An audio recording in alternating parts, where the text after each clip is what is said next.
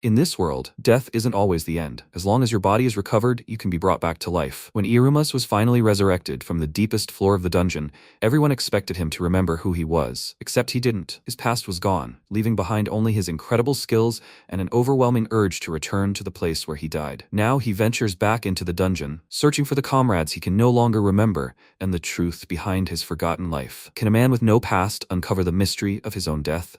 The story begins with a girl named Sarah casting a spell in a dark dungeon, creating a sphere of light that illuminated the stairs leading down. A group of adventurers began to descend, and a knight named Sesmar called her and asked if she had a better spell, like Milva. She said with an indignant look that she wasn't going to waste her powers on just lighting. Besides, she could illuminate everything here, but when he needed healing or buffs, he didn't have to approach her. Did he agree to that? Moradin asked with a smile. Why do they really need healing? It would be better if they had a good view. The dwarf Bonza was walking next to him and said that if he had nothing to say, it would be better for him to remain silent. He already knew perfectly well that they all had excellent vision in the dark. He laughed and asked, can't he even joke anymore? He called her and said that she should mind her manners better. Why insult her comrades? She agreed with a slight displeasure and asked how much longer they had to go. Her legs were already hurting. Could Prospero answer? He walked next to her and said that he would have answered her, but he himself did not know. She looked down and asked, is this really a dungeon? However, it does not look like someone created it. He agreed and said that the local view is impressive. Questions just popped into her head. Why?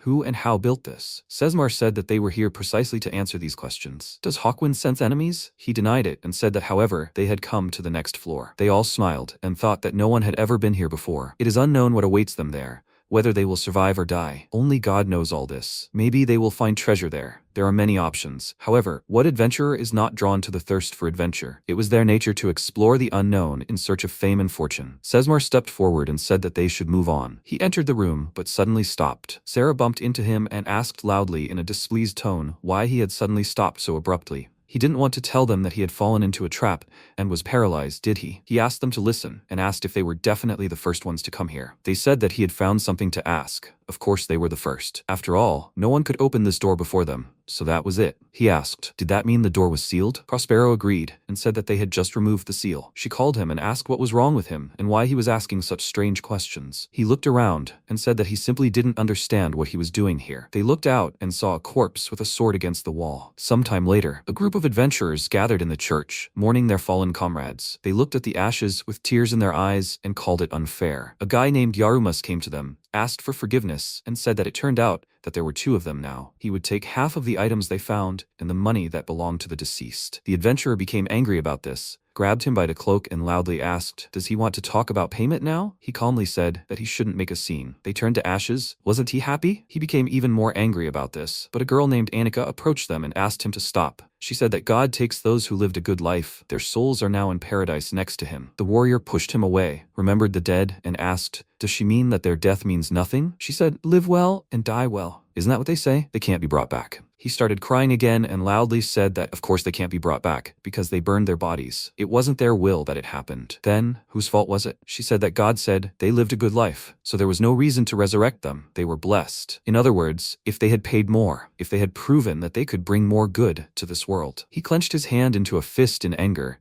and said that of course they could have delayed their deaths. He walked to the exit and called her a greedy, ugly woman. She indignantly called it rude, and another team member approached the protagonist and apologized for it. He said that they had just lost two comrades. Their leader was having a hard time right now. He said in a calm tone that they had lost a wizard and a priestess. They would indeed be hard to replace. He didn't blame him. Everyone had been having a hard time lately, so they would go back there again. However, what about the payment? If they didn't pay, he wouldn't save their corpses next time. He sighed, handed him the pouch, and said that he asked him not to abandon them if he found them. He agreed to this and said that he should tell him not to take everything on himself. The dwarf agreed and went to leave the church. Annika looked in their direction and asked what he thought had made him so angry. He said that it was because they had failed to resurrect his friends. She was indignant at what she heard and said loudly that it was impossible. He should have been happy for them. God said that they had lived the best lives, so they could not be resurrected. Besides, he still had not atoned for his guilt before God. He could not even think that she had forgotten about it. He calmly said that he once again thanked them for resurrecting him. However, she should not put the responsibility for this on him. She said that this is precisely why God does not recognize him worthy of heaven, so someone should be more grateful. He asked, in other words, they want him to bring back more corpses, right? He didn't really care. However, he was an adventurer, not an errand boy. By the way, did they bring any of his possible comrades? She denied it and asked if he should stop searching. MC went to the exit and said that she knew he had to find them, otherwise he wouldn't be able to move on. He was walking down the street and people said that they should take a look.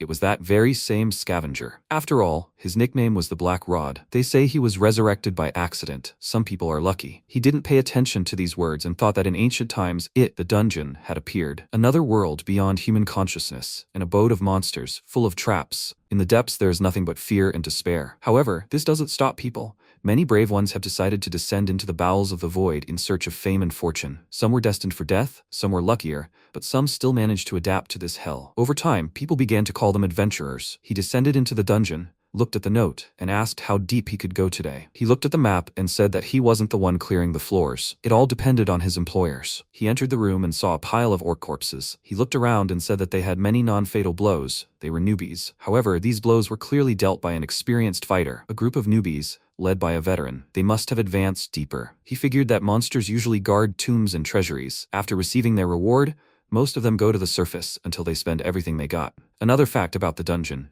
each tomb is limited to one group of monsters. In other words, if the room was cleared before them, it means it's safe. He noticed several monsters in the corridor and thought that some of the monsters were still alive and the traps were set. But treasure and fame make people do stupid things. To follow someone else's path, hoping for an easy way, is nonsense. However, what is even more absurd is that an abandoned adventurer is looking for the corpses of other adventurers. He took a coin with a string tied to it and threw it into the corridor. The monsters noticed this and picked up the coin while Yarumas was casting a spell behind them. He killed the monsters, went further, and smelled burnt flesh. He looked around and said that they apparently walked into an explosive trap while trying to open the treasure chest. However, there were no corpses, which means they left, taking the bodies of their comrades, or they continued exploring the floor. He heard a loud sound, became wary because of it, and thought it was a siren trap summoning monsters. It seemed to be coming from the neighboring tomb. He looked around and thought they had been blown up by a bomb, but then decided to go deeper anyway, activating the siren. Idiots. Even with a veteran in the group, they screwed up so badly. He came to the room from where he heard the sound, approached, and saw 5 orcs and a pile of corpses of other monsters. From this pile of corpses, a man crawled out, chained with a sword in his hand. He looked around and thought that apparently they were the kind of people who take advantage of newbies. Having taken all their property, these freaks use them as human shields. However, nothing new. One of the monsters tried to get closer, but the man attacked him and left a small cut on his nose. They began to fight,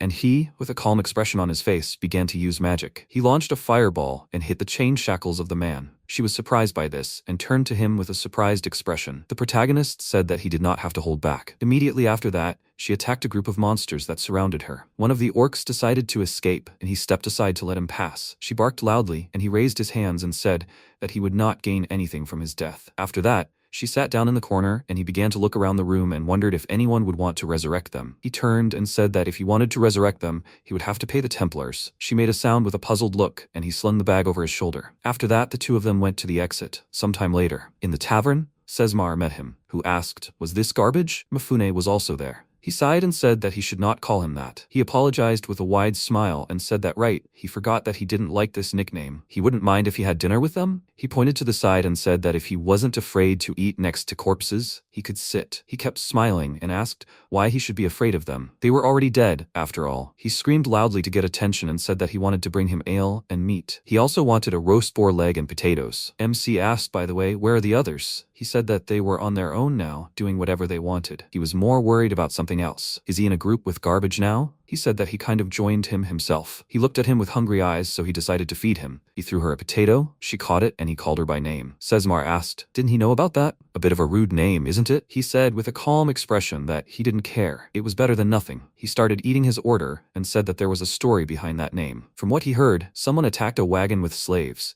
They ate everyone in it. It was a real massacre. However, they didn't even touch him. They were disgusted. That's probably where the name came from. In any case, he's just a slave who doesn't even speak and acts like a dog. He asked if those who found him used him as a human shield, but he survived, didn't he? They tried to do the same thing today. This caught his attention, and he asked what happened. He listened to the story and said that's understandable.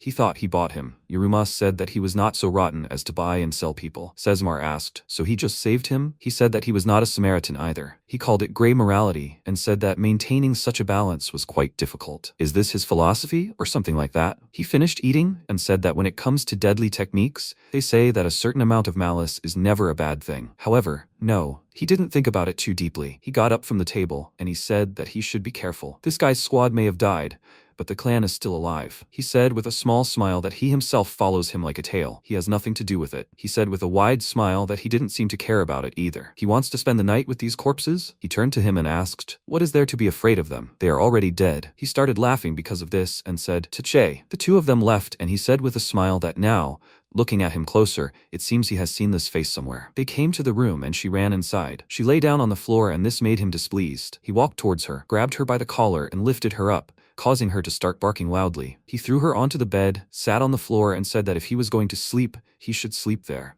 and he was taking this place for himself. She started barking in a puzzled tone, and he said that he should not irritate him and go to bed. She fell asleep, and the protagonist thought that he was more comfortable on the floor. It was like sleeping in a stable. Sleeping in a bed makes him feel old. If he ever wants to take a nap in bed, then it's time to stop adventuring. The hard, cold floor, corpses instead of pillows, and their pungent smell, all this is a part of him. He is sure that these are habits from his past life. The next day, he carried the bodies of people, and garbage followed him. He turned to her, and she barked with a confused look. He came to the pit, and said that perhaps he will be able to get more corpses. He threw the bodies down, jumped after them, and she followed him. He saw how she landed deftly and said that she did well. They approached a large door and said that he did not have to participate. She sat down and barked, and he said that he could do as he wanted. She felt something, looked up and growled angrily. Several people came to them, jumped into the pit towards them, and he, with a calm expression on his face, said that they had been gone for a long time. He realized that it was a group of adventurers, and one of them said that he should give them this guy. He belonged to them. She growled angrily, and MC said that he didn't see a chain on him. One of them took out a sword and said loudly that he should stop talking. He, with a confident smile, said that he could do whatever he wanted,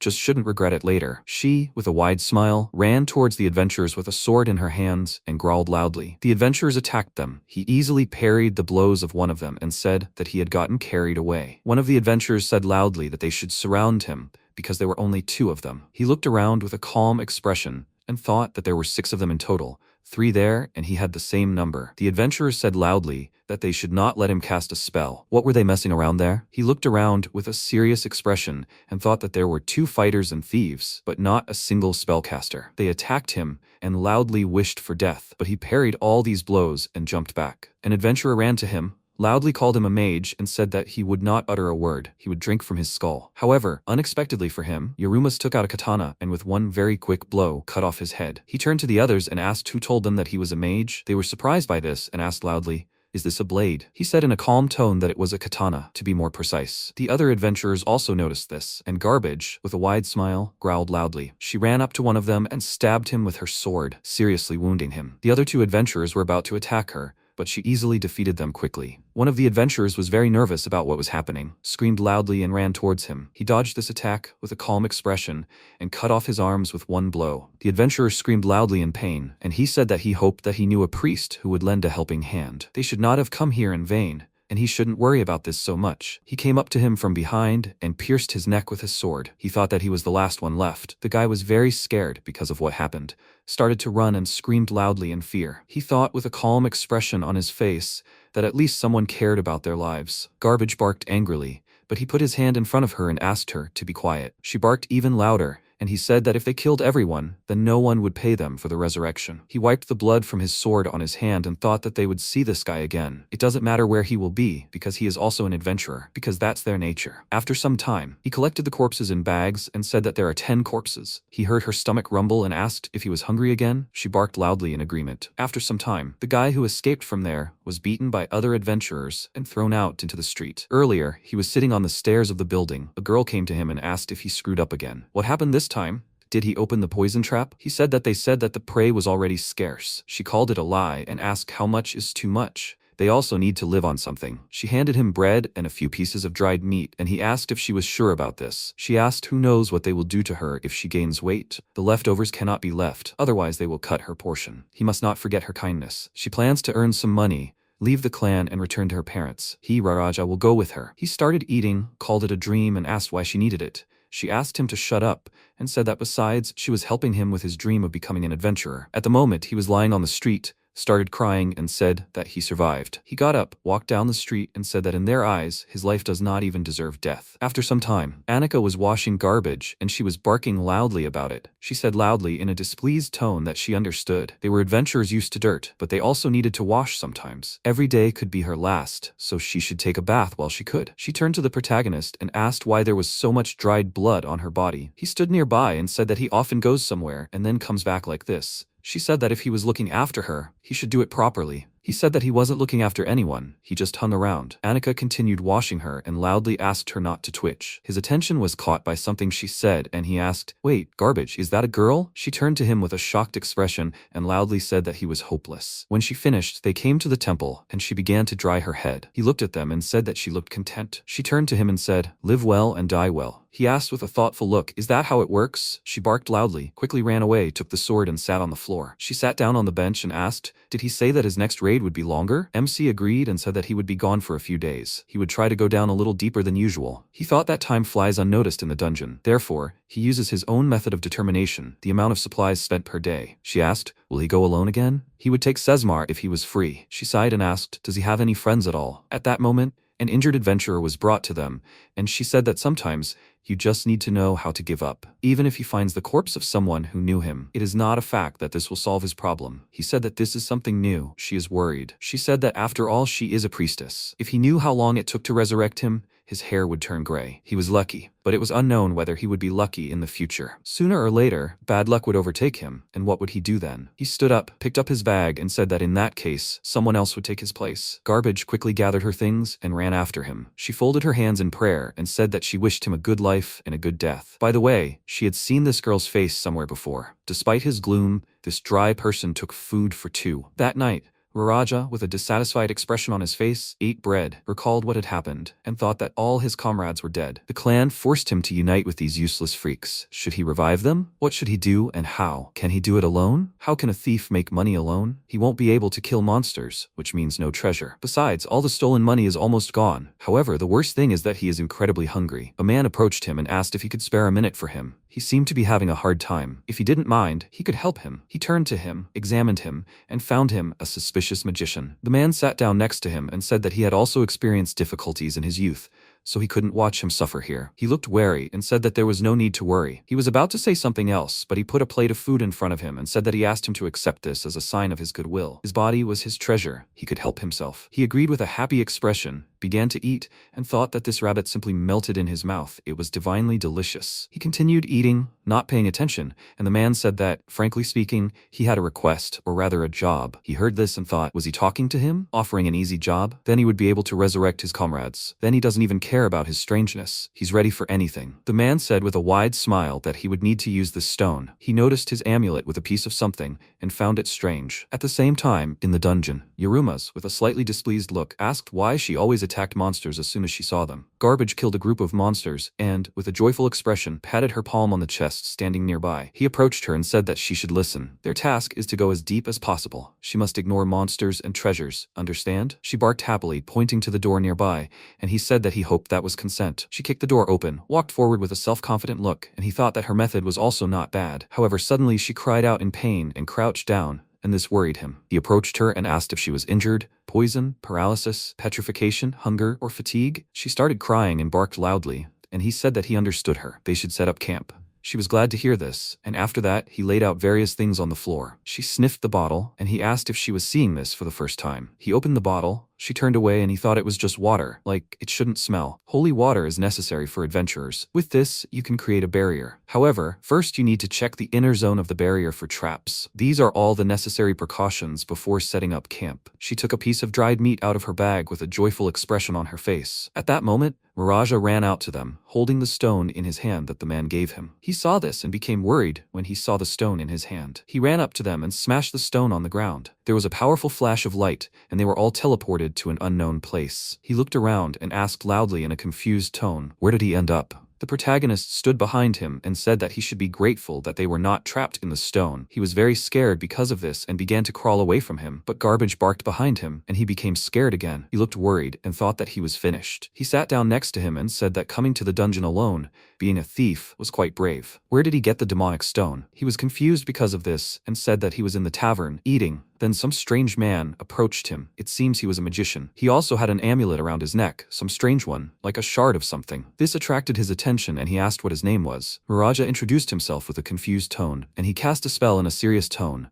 Part the darkness and show him the way. He released magical energy, which surprised the two of them, and he thought that right. He was the mage who was good with a sword. He checked the map and said that they were on the same floor, but they were thrown far away. He approached a dark corridor and threw a coin in. He waited. No one came out of the darkness. They were about to leave, and he asked in a confused tone, "What about him?" MC stopped and asked, "What? He's not coming with them." Didn't expect that from an adventurer. He followed them and thought, it's clear he has an ace up his sleeve. More precisely, a coin that he uses to check traps. That makes sense, but he ignores chests. That means he doesn't know how to deactivate traps. Garbage barked, which scared him greatly. He turned to her and wondered if she wanted him to go faster. Miraja asked, "That thing, what is it?" He asked, "Is he talking about the demonic stone? When it splits, it turns everyone around it into ash. However, if used correctly, it teleports." His stone was either incomplete, or he used it correctly. He said with a worried look that he was leaning towards the first option. The man apparently had a grudge against him. He said in a calm tone that perhaps so. He wondered with a displeased expression why he acted as if he didn't care, and she didn't care about anything at all. He asked with a worried look, wasn't he going to kill him? Yorumas said that in the dungeon, groups often band together to survive. He agreed with this, and thought that usually it all depended on what a person's inclinations were, whether they were lawful or not, good or evil. For example, will he help others for free? If not, and he demands something in return, then this man is evil, just like the people from his clan, and he is no better. After all, he was their errand boy. Raja said that looking at his craft, it seemed to him that he is the same as them. He said in a calm tone that he tries to remain neutral. However, he does not know about her. He looked at her and thought that without affiliation, the other members of the squad will not understand how to treat her. Although, at the moment, it does not matter. He walked ahead, continued to throw a coin forward, and said that besides, he is not his enemy. He thought with a tense expression, thinking about what he was thinking. Was it really all about money? If he dies, no one will pay him 10.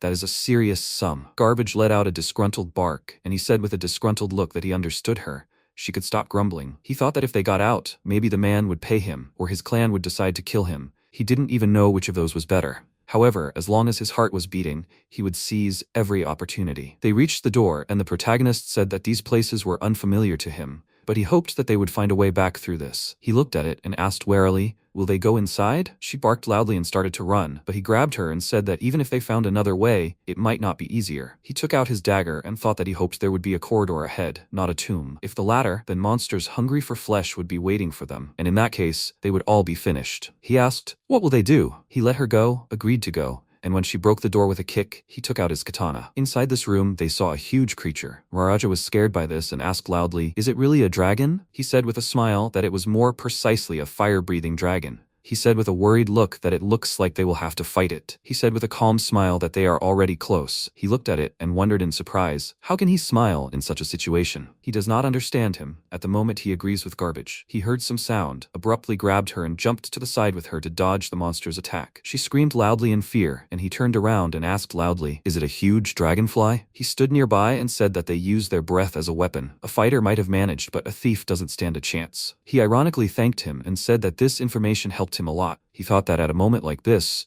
his clanmates would use him as a human shield. He didn't know a greater affection, and neither did Garbage. What should he do? MC stood nearby and said in a calm tone that he should parry. They must kill them. Immediately after that, they all ran towards the monsters. She jumped towards the dragon and delivered a powerful blow with her sword to its head. However, the monster opened its mouth wide and pushed her back with a powerful roar. Just as the dragon was about to bite her, she sharply turned in the air and kicked its head. She jumped back, and Raraja looked at her and thought that she had talent, maybe even a genius. The difference between them is obvious. Probably, God sent her more blessings than him. Level, equipment, experience. They have none of this to withstand the dragon. He looked to the side and noticed a dragonfly flying towards him and became worried about it. He reflected the attack with fire, but still felt pain from the attack. He started swinging his dagger, parrying their attacks, and thought they were using their breath as a weapon. Wait, in a foreign language, dragonfly is a dragonfly. He knew since childhood that dragons were capable of breathing fire and always dreamed of seeing one in real life. But for it to, he asked with a smile, how was it? He should be careful what he wished for. One of the monsters attacked with flames, but he dodged them, and with a surprised expression said loudly that it was close. He looked up, noticed several more monster attacks, and began to crawl back to dodge. He looked at the crowd of monsters looking at him and, in a worried tone, asked loudly, How many are there anyway? Garbage ran up to him, jumped over, and killed the monster with one swing of her sword. She continued killing dragonflies, and he got to his feet and thanked her for her help. At that moment, the dragon began breathing flames. He looked at it and thought, so this is what a dragon's real fiery breath is like. This smell of sulfur and burning flesh, hellish heat incinerating everything in its path. Did he really want to fight this monster? The two of them stood to the side and looked worriedly at Yarumas, who was standing in front of the dragon. He looked at it and wondered what he should do with it. The monster let out a loud roar and then started attacking him. But he easily dodged all of these attacks. He jumped back from the last attack and thought that he needed to act quickly. He would try using magic. He wouldn't care about Halito. Mahalito wasn't suitable either. La Halito might work, but it was risky. Another option was to use Korta or Bakorta to defend himself, but again, it was not worth delaying. He said that it looked like he would have to do it the old-fashioned way. He ran towards the dragon and dodged its attack. The monster began to prepare to breathe fire, and a frightened Raraja loudly asked, what was he doing? He thought that he wouldn't be able to dodge. The dragon would incinerate him. He said with a confident smile that he would see everything now. He concentrated bright energy in his hand, using the divine fist spell, and struck. He delivered a strong punch, and with this spell alone made this monster fall to the ground.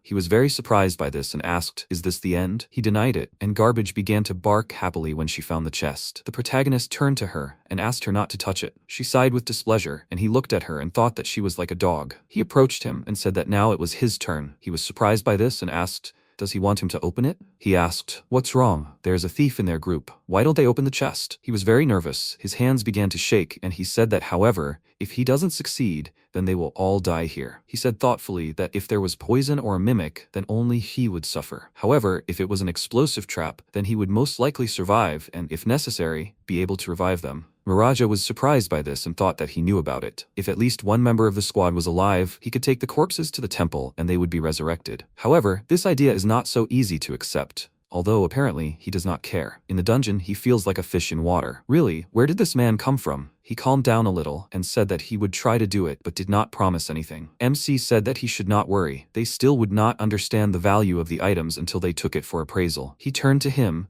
and thought that he had not thought about that at all. He took out a set of lockpicks, sat down in front of the chest, and said that he would now take a look. He took out a knife, stuck the blade into the crack, and realized there was no tripwire. He looked at it and said that it looked like he knew his business. Did someone teach him this? He denied it with displeasure and asked, was that sarcasm? He said with an interested look that it was just an observation. For his level, he was not bad. He thought with a sad expression that a thief was more of a forced class. A person goes there if he didn't have the heightened build. However, in his clan, they used shields. No one asked him to work with traps because they could send a newbie who was caught on the street to disarm a trap. They died one after another and he could do nothing about it. He only watched as their flesh burned, as the poison slowly killed them. Their faces, smell, and screams were forever imprinted in his memory. However, one day they sent Ray's girlfriend. She told him that she joined the clan to earn some money for her parents. They became friends and he remembers how she always sang something. Even if the day was bad, he liked her voice. He remembered how one day when she was sent to open a chest, an arrow flew out of the keyhole, killing her, and a clan member called her useless in a displeased tone. Currently, he finished checking the chest and said that there were no traps in the lid and box. It was time to check the keyhole. He looked around and thought that, by the way, they did not move away from the chest, although the chance that there was still gunpowder in it was quite high. So this is what it is like to be in a group. Although it is difficult to even call it a group,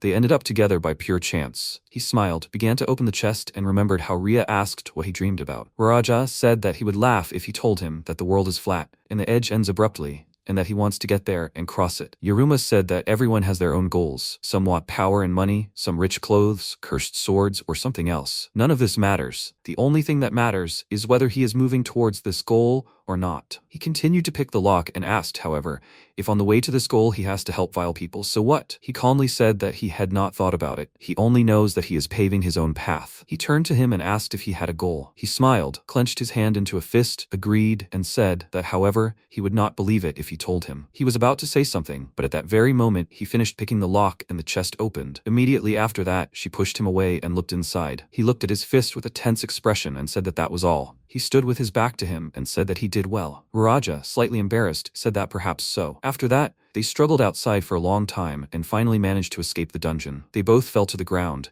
and he said that they had finally crawled out. He looked tired, thinking that he could quickly return to the tavern and go to sleep for 5 days. How he missed the soft, cloud-like straw. The protagonist said that they shouldn't relax, they still needed to take the treasures for appraisal. He was a little surprised by this and asked if the merchant wouldn't do it for them. He grinned and said that if they took the received goods directly to him, then he would fleece them blind. He sighed with displeasure, offered to start carrying it, and thought that at least sleeping in the stables was free, but he still needed something to eat. A group of adventurers emerged from the dungeon, and Sesmar said that, as he saw, someone had been lucky with the raid. Surprisingly, instead of the usual corpses, he had a couple of living people with him. He turned to them and was surprised when he saw them. MC calmly said that maybe they really were lucky. By the way, are they still walking around with Hawkwind's corpse? Sarah looked out and said that wasn't quite true. They resurrected him, but that idiot died again. Bonza said that he opened the box, thinking that there were poisonous needles in it, but it turned out to be an explosive trap. Prospero stood next to him and said that he always has something funny to do. Moradin agreed with a smile and said that he asked them to train him,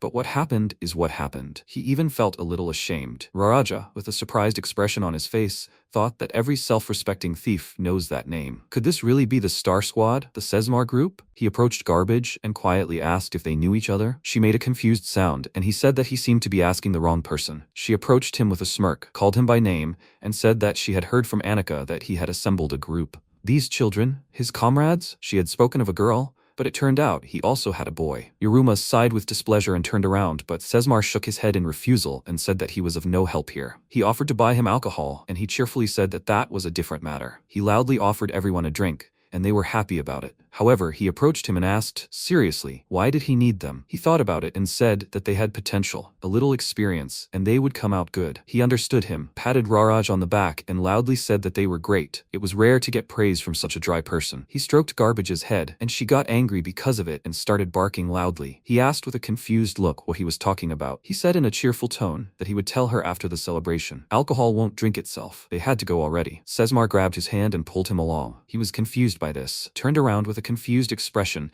and wondered what was going on and why they were so kind. He loudly called out their names, and they gathered their things and followed them. He pointed at himself with a wide smile and said loudly that they better remember his name. After some time, they came to the tavern, and he thought that in the end, all the loot they found was assessed as ordinary for this dungeon. If they went to other lands, they could live for decades like kings. However, he never thought of leaving this city. He just likes being an adventurer. After some time, they arrived at the temple looking tired, and Raraja said that they had 3 today. She should do her stuff. Annika, with a happy expression, said that as she saw, he was already used to this. He sighed and said with displeasure that, of course, he was used to it. They went down into the dungeon with him all the time. Besides, money doesn't stink. She said that in that case, she would like to ask him to help her remove the equipment from the dead. They didn't need it anyway. Of course, it wasn't free. He was surprised by this and loudly asked, was she serious? He would strip them all naked right now. However, when he saw the corpse, he didn't like it at all and asked if she could repeat again how he was supposed to remove the equipment from these corpses. What killed this guy anyway? Did he really have to do this with all the corpses? He began to remove the equipment, and Garbage stood nearby and watched what was happening. The protagonist stood to the side and said that she looked pleased. Annika stood nearby and asked with a happy expression, is that really true? He agreed with a serious expression and said that she looked happy. She chuckled and said that she just didn't think he would ever have party members. They were surprised by what they heard, and he,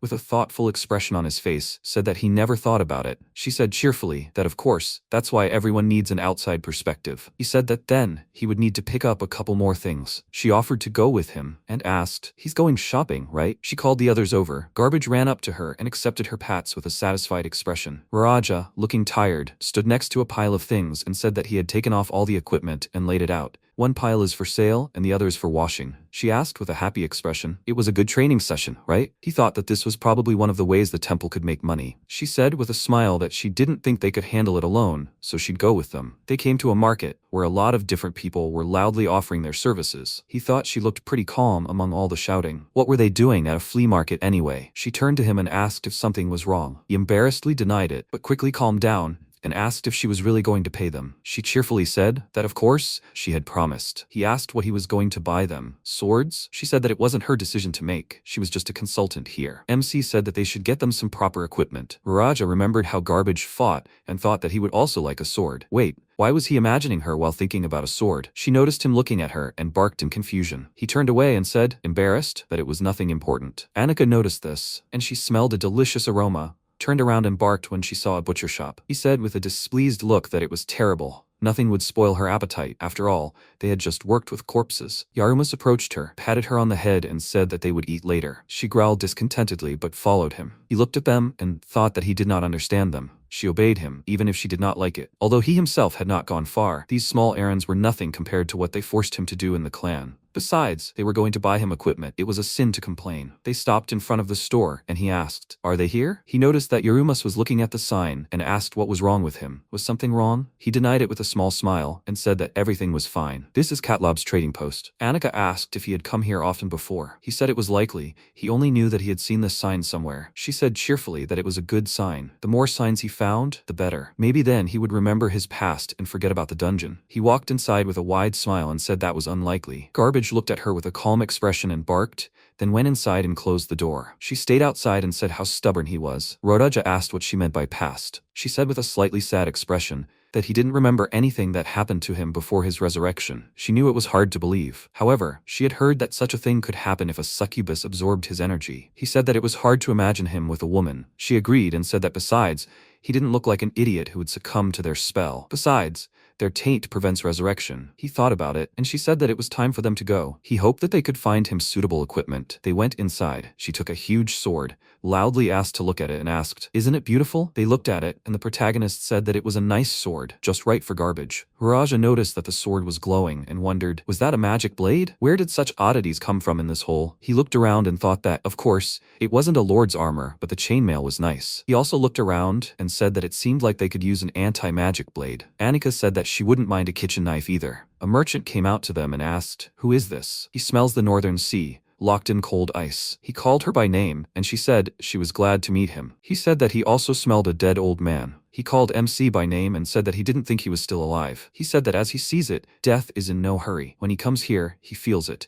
He interrupted him and asked, "Does he feel that he is not welcome here?" Well, that is indeed the case. Raraja looked at him and thought that so this is Katlob, an elf who forges blades and armor, although a dwarf is more common at the anvil. He sniffed and asked with a little surprise what he smelled. "Diamonds among the black coal. Are they new?" He agreed, and Garbage came up to him and barked loudly. He looked at the others, then went up to the counter and loudly said that they came to sell all sorts of things. He noticed his gaze and said with a worried look that of course it was for the temple. He took the sword, ran his hand over the blade, and he looked at his eyes and wondered how he could see. He quickly looked away and said that a lot of things here were damaged. It wasn't his fault. They were glued tightly and he had bent the armor. He remembered what happened earlier and asked how else he would have managed to remove it. He said in a calm tone that he could try to grind the corpse. He shuddered with horror, and Katlob extended his hand to him and said that he was a thief and must show his tools, lockpicks, screwdrivers, and other things. He handed him the tools. He touched it and asked with disgust what kind of slop this was. He got angry because of this, asked him to shut up, and said that this was all he had. Why was he bothering him? He continued to touch the tools and asked if he did it himself. Raja asked if something was wrong with him. He agreed, and he clenched his fist and thought that of course he had done it himself. However, he had no choice but to somehow wriggle out of it. However, he suddenly said that when he had time, he should come here again. He would give him tools that weren't so disgusting. He took it, thanked it with displeasure, and thought that everything would be useful in the dungeon, so he wouldn't refuse. Katlob said that he would put it on the temple's account. Annika agreed and said so be it. He looked at Yorumus, and he noticed this and said that he was free to dispose of his funds as he pleased. He agreed, looked at Garbage, and said that he was bringing her a sword. There, they bought it. This attracted the merchant's attention,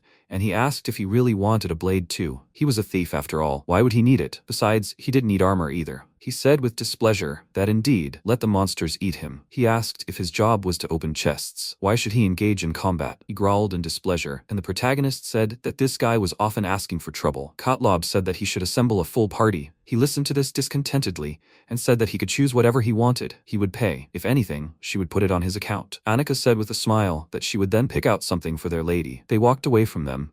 She stroked Garbage on the head and said that she would take off her collar, but she was afraid that then they would hunt her. They would go and find armor and a suitable sword for her. Raja began to look around and asked what he should choose. He looked at the contents of the store and thought that all the swords looked amazing. His eyes were wide. His knife compared to this was just a toothpick. He asked if all this was found in the dungeon. He said that it was partly so. Some were created, but some were not quite found. He prefers to call such items legendary. He looked thoughtfully at the blade of one of the daggers, then called MC and asked if he would also like such a weapon. He calmly said that it seemed he died searching for such a weapon. However, this was not the end of the world. Raja was surprised by what he heard and asked what he was talking about. He smiled and said that if he had it, he would not mind, but if not, he would come up with something without it. He thought, well, his weapon does not look legendary. In that case, will he be able to reach its levels swinging an ordinary knife? Katlob said that is why he does not like him. At that moment, a man entered the store, and this caught his attention.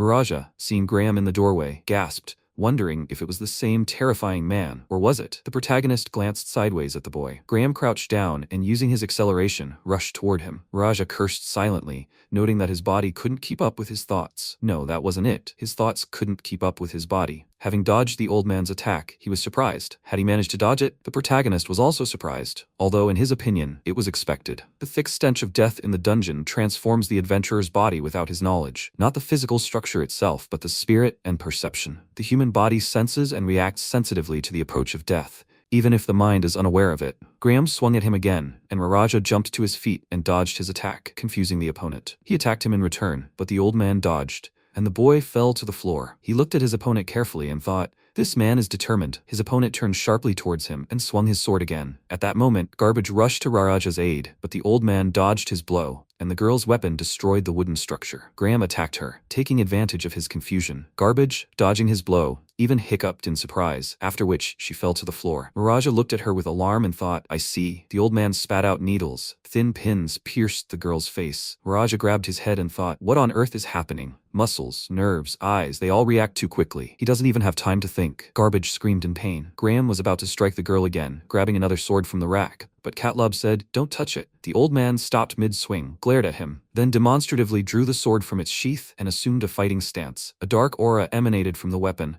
and Graham began to transform before the astonished eyes of those present. Raja exclaimed in confusion, "It can't be. This sword has a potent effect." He cursed and looked warily at Garbage. Then he turned to the protagonist and shouted, "Make him do something." The protagonist exclaimed in surprise, "A blunt sword? What is this thing?" Catlob said, "It's a double-edged sword, and it's not for sale. It's a collector's item. A wondrous blade, isn't it? It's a creation of lost ancient magic and blacksmithing.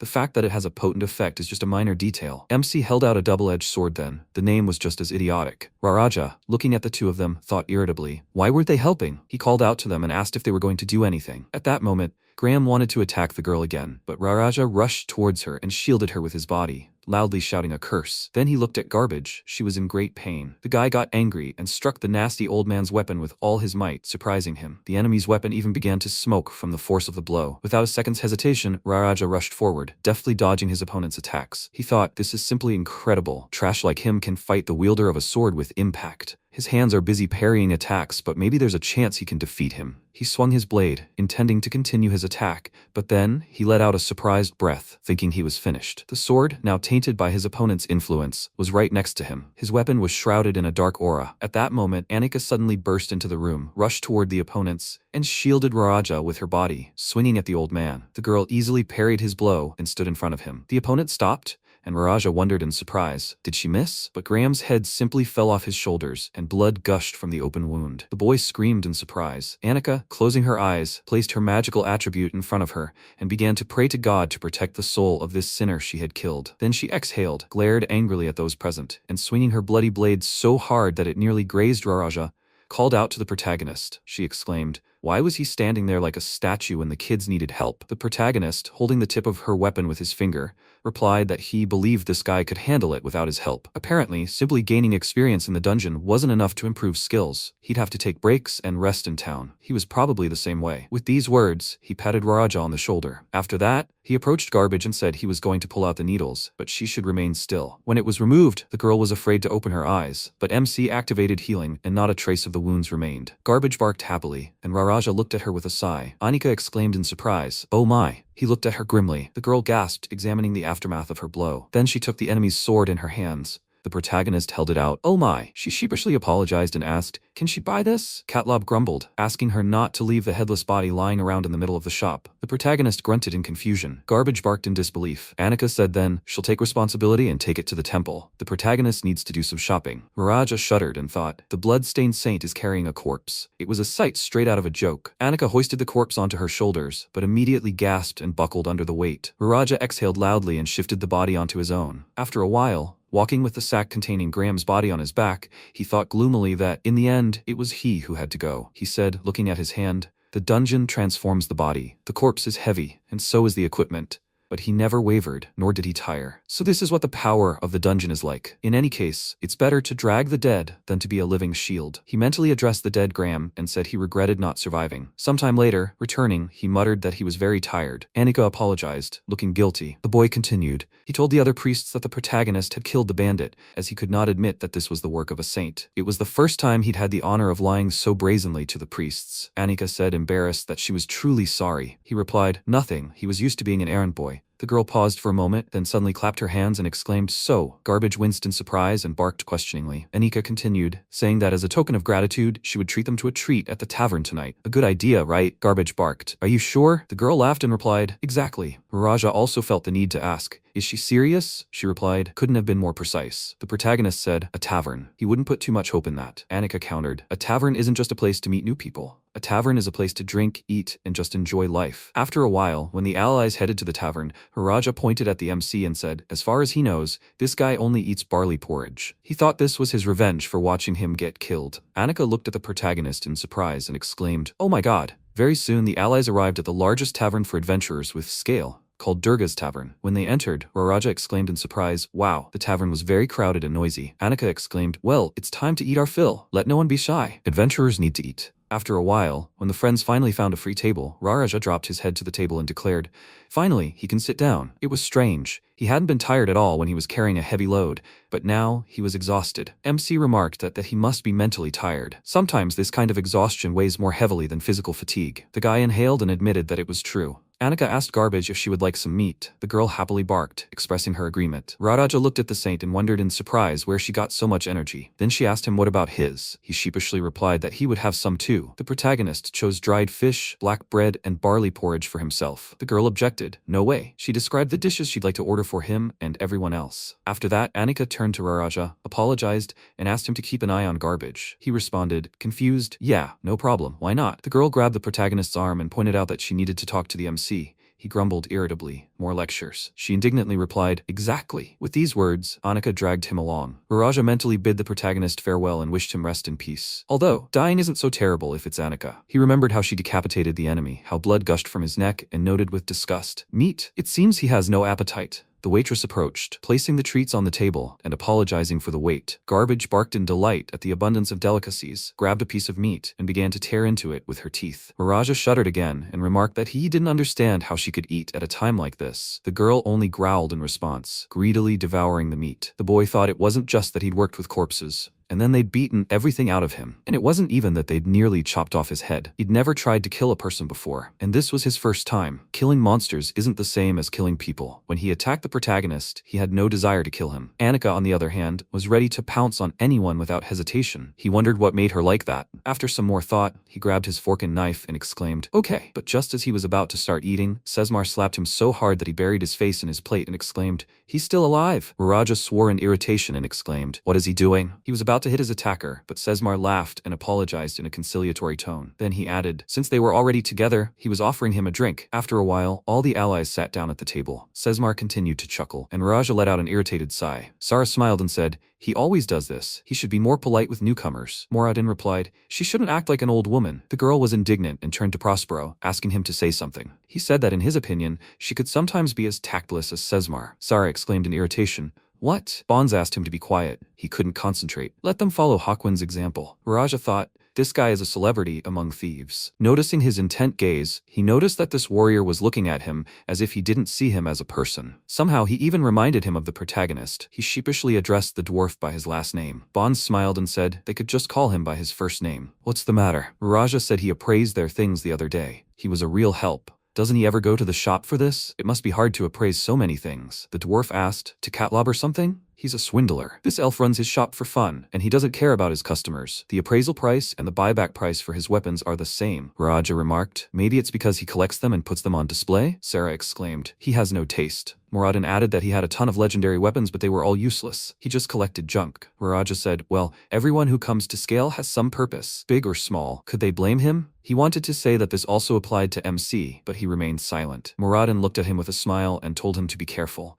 A powerful magical weapon could easily kill a person with its presence. The dwarf noticed. True words. Moradin responded sheepishly. Oh, come on, Bonds continued. But it's not the magical weapon that's dangerous, but the heart of the one who wields it. Many mistakenly believe that by mastering such an artifact, they can accomplish great things. Raraja drawled admiringly. If only he had one, the dwarf remarked. It's not for nothing that they say, the sin of pride is the worst of sins. Sarah added with a laugh. Even priests are guilty of that.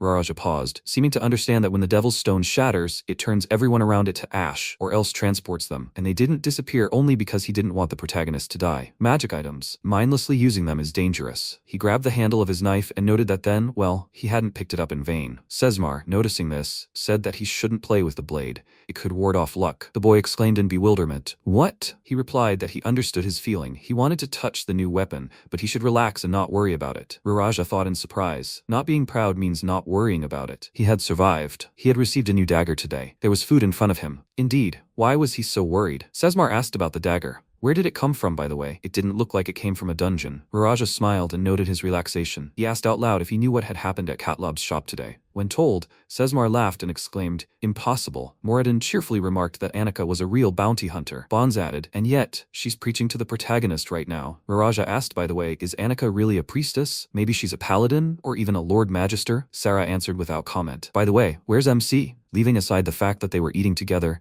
how could he leave such a sweet girl garbage here? Hugging the girl, she asked. She thinks so too, right? She barked affirmatively in response. Sesmar remarked that Sarah was very strict with the protagonist. Bonds added, he's not such a bad guy. The girl was indignant, but that wasn't the point. Everyone sees the dungeon differently. He knows that, right? Sesmar asked in surprise. What does she think the protagonist sees? She replied, darkness and white lines. He asked in confusion, does she really think that? Moradin smirked and said, that can't be right. Sesmar laughed and exclaimed, she's something. Prospero remarked, MC is a mage just like him. They see things much deeper. Bonds smirked too and said, yes, he, Prospero, is the most superficial person he knows. He wouldn't see the essence even if someone jabbed him in the eye. Among this group, only Raraja and Hawkwind remained silent. The boy thought everyone who comes to this city has some goal, big or small. Does that apply to the protagonist too? Even without his memories, he still challenges the dungeon. Is this all because he lost everything? Where did he come from? What does he want? He said out loud. He's not even sure he has a real name. Moradin, puffing smoke from his mouth, replied, it's a pseudonym. Raraja asked in surprise, is that so? The warrior said, of course. He too hides his name. And even Lord Katlab, although that name doesn't suit him at all. Any adventurer can take any name. Raraja was surprised. Seriously, they all have pseudonyms? He laughed and said, no, don't bother. He'll come up with a nickname. Sesmar said, yes, he's called by the name of an ancient hero. Prospero noted that a mage never reveals his real name. Sarah replied, she's not a mage. With these words, she hugged Garbage and exclaimed,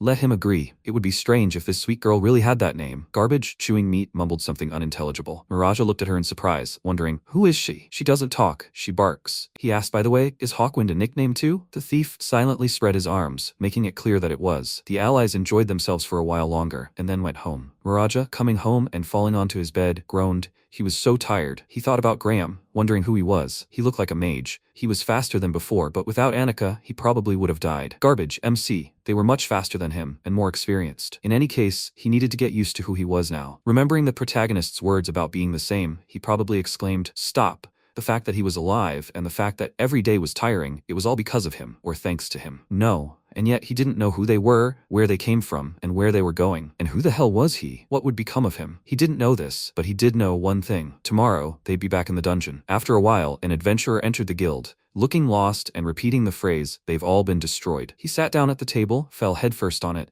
and repeated the phrase, they've all been destroyed. Third floor. Deep down on the third floor, there's a hidden door. Only he remained. His comrades were still there. The protagonist pushed his cup away and said, yeah, he's crazy again. Meanwhile, in the dungeon, Garbage barked sharply, decapitating another monster. Miraja exclaimed irritably, rummaging through a chest. Can't she just leave him alone? She always jumps out like a jack-in-the-box, and it's all his fault. He thought about the protagonist, remembered how he'd asked, is he sure Garbage could handle the dungeon on her own? If he's worried, let him go with her. He muttered out loud, glancing sideways at the girl. He followed her, and this is what happened. All she does is talk nonsense. After a while, they continued on, and the girl kicked open another door. Viraja angrily shouted, let her calm down already. She only growled in response. The allies entered the room and saw monsters. The guy thought, slimes and kobolds. They were lucky that this floor was mostly made up of smaller opponents. The girl was the first to attack, furiously. He thought, nothing can be done. With these thoughts, he also entered the battle with the kobold. The monster attacked him. He dodged the blow, and with one swing decapitated the enemy. After that, with a kick, he dealt with the second opponent. He thought, he got it.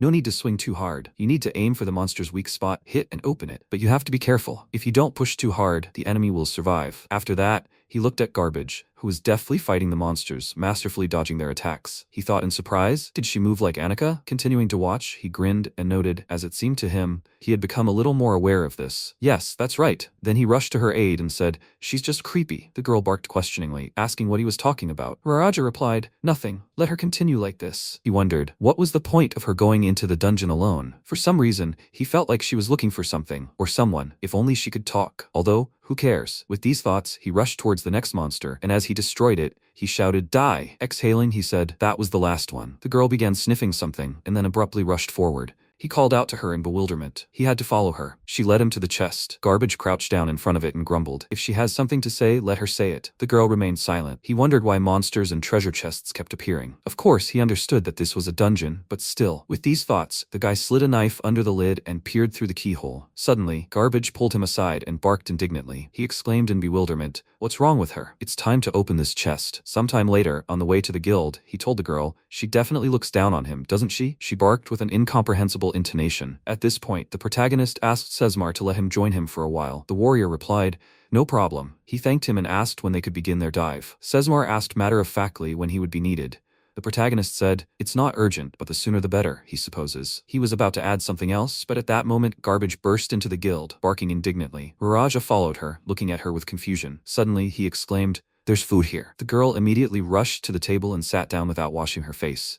Raja irritably said, let her at least clean herself up a little. She's covered in blood and slime, she barked in response. MC handed her a plate and told her to order whatever she wanted. The girl immediately began eating. Raja said, he wants meat. Sesmar looked at the protagonist and said, as you can see, he's already used to this. By the way, is he letting her go alone? The protagonist replied, she can go anywhere at any time. It's none of his business. In any case, there's someone to look after her. The warrior said, understood. And she herself won't tell them where she goes and why. So where are they going? MC replied, to the 3rd floor. It's a shallow level. He needs all the information about it. Recently, a group of adventurers discovered a tomb behind a secret door deep in the 3rd floor. They were trapped by a bomb. Half the group was wiped out, and the rest escaped with the help of the priest's return. They left their equipment and the bodies of their comrades there. Sesmar, forgetting about food, asked if the priest survived the bomb explosion. The protagonist said it could have been the head priest. In any case, it's surprising. The warrior noticed, so there are a lot of corpses and loot there. Did Annika tell him that? The protagonist replied, he heard it from some drunk. The warrior remarked somehow suspiciously. MC agreed. Sesmar grinned and said, alright, sounds tempting. He's in. Birdie's on break, and he could use something to occupy himself with. The protagonist looked at Raja and asked if he wanted to join. The guy replied, confused, if he could make money off of it. The protagonist replied that he couldn't guarantee it. Raja chuckled and asked how many there would be. Not 6. Right? He thought there was an unspoken rule that the number of adventurers in a group entering a dungeon shouldn't exceed 6. They say this is due to many reasons, such as the width of the passages and the size of the tombs. But in reality, this rule only applies for one reason. If you enter a dungeon with a large group, everyone will die. This is a rumor, but no one who has dared to enter a dungeon in a large group has ever returned. Therefore, the best choice is 6 people or fewer, and a corpse will count as 1. Now he understands why MC acted alone before. The protagonist noted that there will be 3 of them, right? Will he go with them? At that moment, Garbage barked menacingly. He answered, I understand. Raja was surprised. Did he understand her? Sesmar grinned and made a 4 with his fingers. The next day, the dungeon was noisy on the 1st floor. Raja noted dejectedly that, as usual, there were a lot of people at the entrance. The girl growled, agreeing with him. He saw an adventurer healing a comrade and asked what they were doing. The protagonist said they were healing wounds. Adventurers sleep in the stables and recuperate so they can use healing spells in the dungeon. The guy remarked in bewilderment, but healing spells can only be used once a day, right? MC said that's why they have to walk back and forth for several days, from the stables to the dungeon and back. He drawled, puzzled. Really? He understands why they do this. It's because they lack money. He thought, one way or another, his situation was much better now than before. Previously, he hadn't had time for any observations. In his previous group, healing hadn't even been a concept. It was considered useless, and resurrection was practically impossible. It would have been cheaper to find some newcomer, like him or Garbage. There were a whole bunch of replacement options. Sesmar asked if he'd really never seen anything like this before. He sheepishly replied, no, the warrior remarked. Then he'll show him what the best healing in the world looks like. With these words, he clenched his fist, activated his power, and summoned a great shield to quickly emerge from the outside. Raja blocked the stream of powerful force and exclaimed in surprise, wow! When everything died down, Garbage barked in confusion. The boy wondered, what was that? Sesmar replied, that's how a good priest would cast the great shield spell before diving, if they had one. The protagonist grimly told the warrior, nice Nice try. Sesmar laughed, and Raja thought, so that was a joke? The warrior said, protection doesn't always mean increased strength. Let them relax. The guy remarked, apparently trying to lighten the mood, since he was joking. He said it out loud, by the way. If they know where they're going, why can't they just use a teleportation spell and transport themselves? Like with the Devil's Stone, it was certainly ominous, but still, it's a shame he lost it. Sesmar replied in surprise. That's a high-level spell. Even Prospero doesn't possess it. He's not even sure it still exists among them. Raja exclaimed in amazement. Really? The protagonist said, teleportation is a secret art for moving between dimensions. It's the stuff of legends. This is different from the priest's return, because with teleportation, you can instantly go anywhere. This spell is invaluable. After a while of walking, Raja looked around and thought they weren't that far from the entrance. And yet, they couldn't see all the adventurers above. It was as if the dungeon had swallowed them. No, it had swallowed them all. Monsters appeared, and the allies joined the fight. After the enemies were dealt with, Sesvar, observing Garbage, remarked, excellent skills. She's probably killed people as well as monsters, right? The girl barked happily in response, and the warrior said, I see. He patted her head, but she let out an indignant bark. Meanwhile, Raja sat down in front of the chest and rubbed his hands. He thought, well, picking the chest's lock shouldn't be a problem. The point is to determine the type of trap. Sesvar remarked that if they had a priest with clairvoyance, things would be easier. Garbage agreed. He asked the protagonist why he hadn't brought Annika. He replied that she would have had to pay. Besides, they had plenty of men. With just the two of them, getting through the first and second floors would be a piece of cake, and they could rest in the back. The warrior replied that spells were certainly valuable, but there was no point in being stingy. After all, it was their lives we were talking about. That's why they were always grumbling at him. He remarked, no, more like preaching. He remembered his conversation with Annika back in the tavern. She asked if it wasn't better not to know. He asked about what. The girl replied, about his past. She'd heard about what had happened the other day. He clarified if she meant the situation with Raraja's client. A saint said, yes, she knew about today's commotion too. The target was either him or the girl, no doubt. It's dangerous, either for him or for her, he said, or maybe for both of them. After that, she folded her hands in prayer, closed her eyes, and prayed for a while. Then the girl said, sometimes it's better to be ignorant. The protagonist said he didn't think so. He thanked her for her concern, but any decision must be made consciously. It's impossible to make a choice without knowing the circumstances. Annika exhaled loudly and noted with a smile that she'd known he'd say something like that. She'd only recently begun to understand something. He'd specified what? Annika pointed a finger at him and said his path. He'd known good and evil too. He's not pure, but he's not completely corrupted either. Therefore, he can choose neutrality. He looked at her in surprise and said,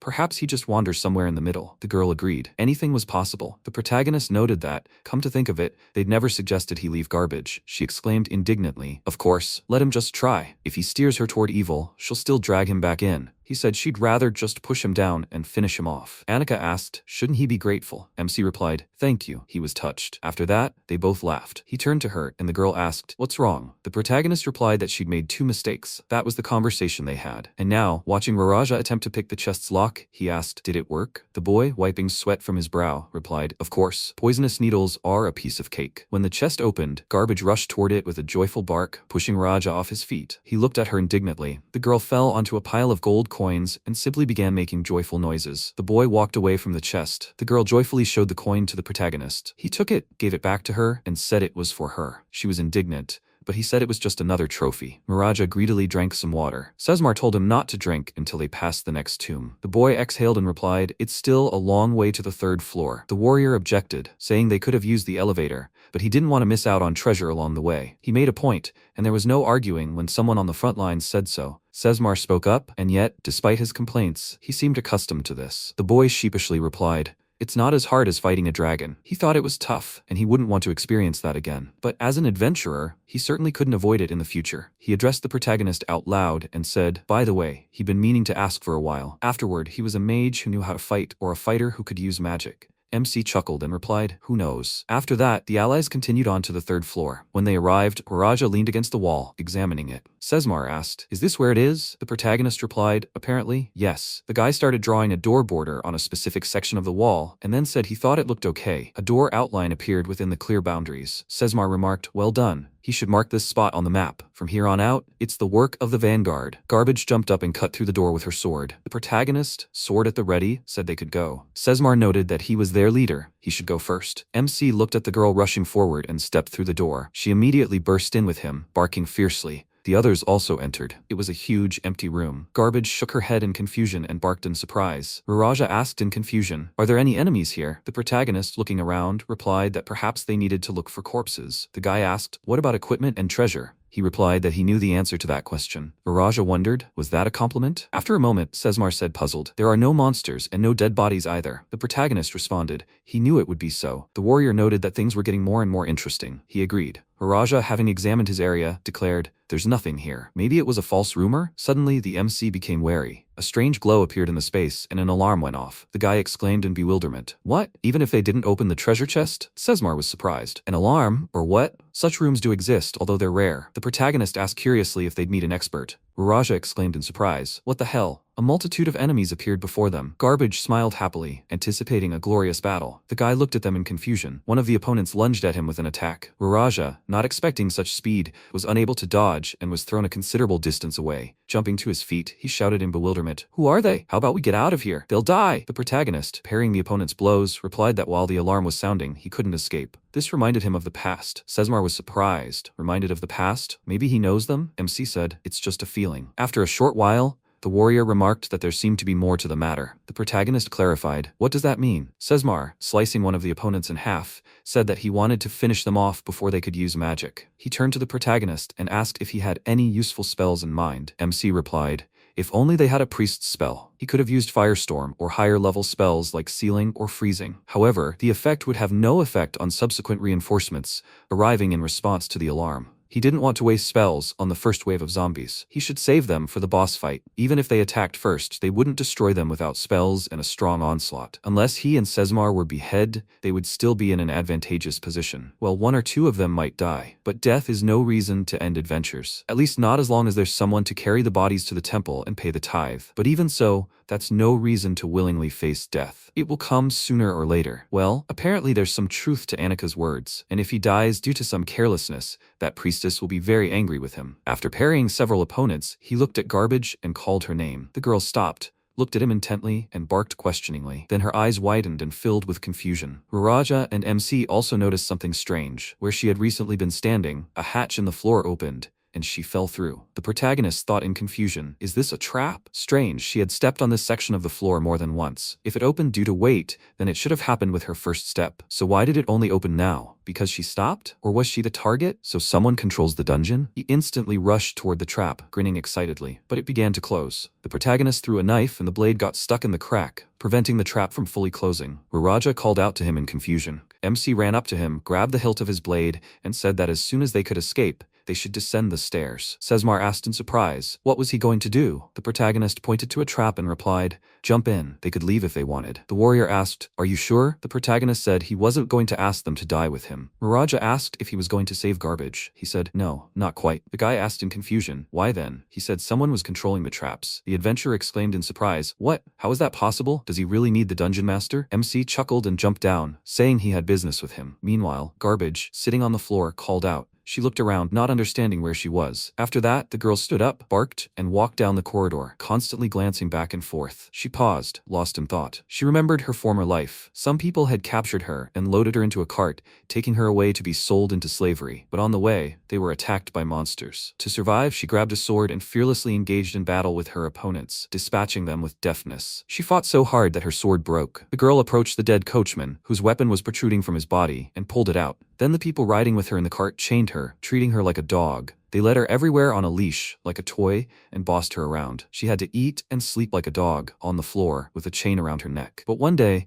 her new friends saved her, and now she had ended up here. Lost in her thoughts, she didn't even notice how she'd stepped into a large, wide room. Suddenly, Garbage heard footsteps, instantly assumed a fighting stance, and hissed a warning. Egum Evif, dressed as a mage, entered the room. Clutching the pendant hanging around his neck, he said that if she'd simply given up and died, everything would be fine, but she continued to cling to life. He couldn't believe he even had to get that amulet to kill a stray cur like her. The girls stared at him in amazement. He grinned maliciously and continued, she has no idea what she's getting herself into. He can't let her make a name for herself. She was a dog's daughter, after all. He had no idea if she even understood him. Let her, the hated child of a Lilgamen royal family, just finally die. She bared her teeth and glared at him with hostility, preparing for battle. At that moment, his warriors rushed at her from all sides. The girl crouched sharply and, using her power, pushed off the floor, rising into space, evading a direct attack. Then, just as quickly, she descended and engaged several opponents, deftly wielding her sword, cleaving them in half. But there were too many, and she, out of breath, paused for a brief respite. The mage stared at her. His warriors began to close in on her. Garbage barked angrily and began swinging her sword, keeping the opponents at bay.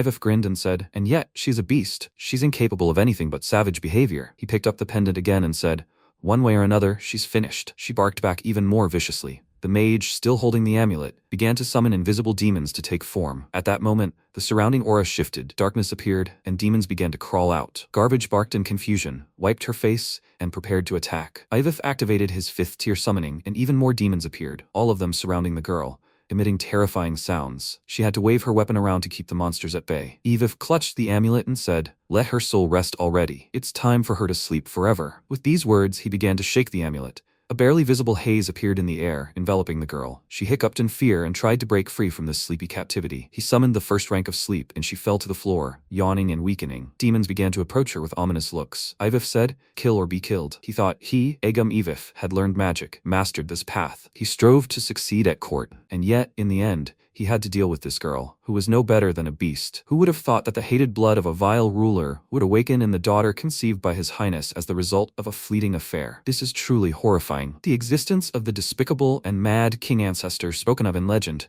must be hidden like a shameful secret, but soon his line will be wiped from the face of the earth, leaving only the legitimate royal line. And this will undoubtedly be his greatest achievement. At that moment, the protagonist's voice rang out, calling on everyone to tremble before his voice and spread fear. The aura changed radically, and the demons began to retreat. The mage cried out in bewilderment. What was happening? Watching his demons disintegrate, he thought in horror, a 5th tier panic spell? It can disorient the mind and instill fear. This spell affects everyone, even the remnants of the souls of the dead. So this summoning had no effect on the girl, who had practically lost consciousness, but it easily calmed everyone with a single blow. The protagonist stepped over the fallen and paralyzed demons, drew his sword, and approached the mage. He looked at Garbage, confirming that she was simply sleeping. Then, he extended his sword forward and summoned her to crumble like a stone struck by a storm. The sword was immediately enveloped in a dark shroud, and MC rushed forward, activating death. He swung his sword and struck Ivif without directly touching him, using only his magical strike. The mage collapsed to the floor, and the demon guards were confused by what was happening. At that moment, Garbage came to her senses, and leaning on her sword, somehow rose to her feet next to the protagonist. He looked at her carefully, assessing her condition. Ivif said that he had heard of warriors in the Far East who were skilled in magic. Clutching the amulet in his hand, he activated healing. When his body returned to its original form, he hung the amulet around his neck and threw off his cloak. The protagonist watched him intently. The mage continued,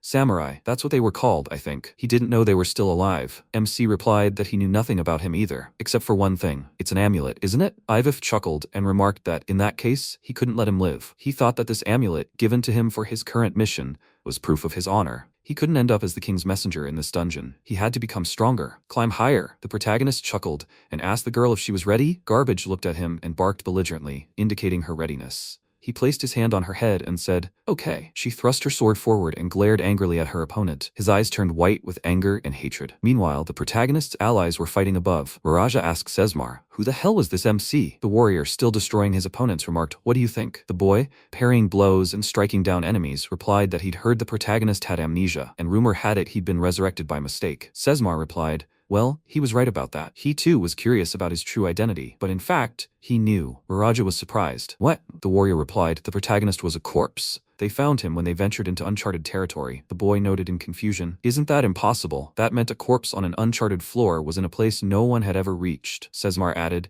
and the scariest part is, he was definitely an adventurer. They brought him to the surface, and he really was resurrected. That's how it happened. Between conversations, they continued to fight their opponents. The warrior, without looking, stabbed an enemy who tried to attack him from behind. Miraja was amazed at how skillfully and without looking he dealt with him. Suddenly, he saw the mage and thought that if he started casting a spell, he'd be killed. He'd hesitated before, when he'd been attacked in the weapons shop. Now, he saw people not as people, but as monsters. That must be it. Approaching him from behind, he easily slit the mage's throat, and looking at the slain enemy, noted that, after all, things were different in the dungeon. Sometime later, when all the enemies had been killed, Sesmar spoke up about the protagonist's memories. It seemed he remembered how to fight, but all his memories were gone. And that wasn't a lie. He saw that he was troubled by his inability to understand his past, and it was obvious, because he didn't have it. Miraja listened in amazement. Meanwhile, Ivif, clutching the amulet, once again summoned the invisible demons to take form. The demons began to come to life and once again began advancing on their victims. Garbage prepared to attack. MC told her to avoid her opponents. She barked, indicating she understood. At that moment, the protagonist activated fire magic, summoning flames to rage and transform into a storm. The mage thought in disbelief, that's a 4th tier spell. At that very moment,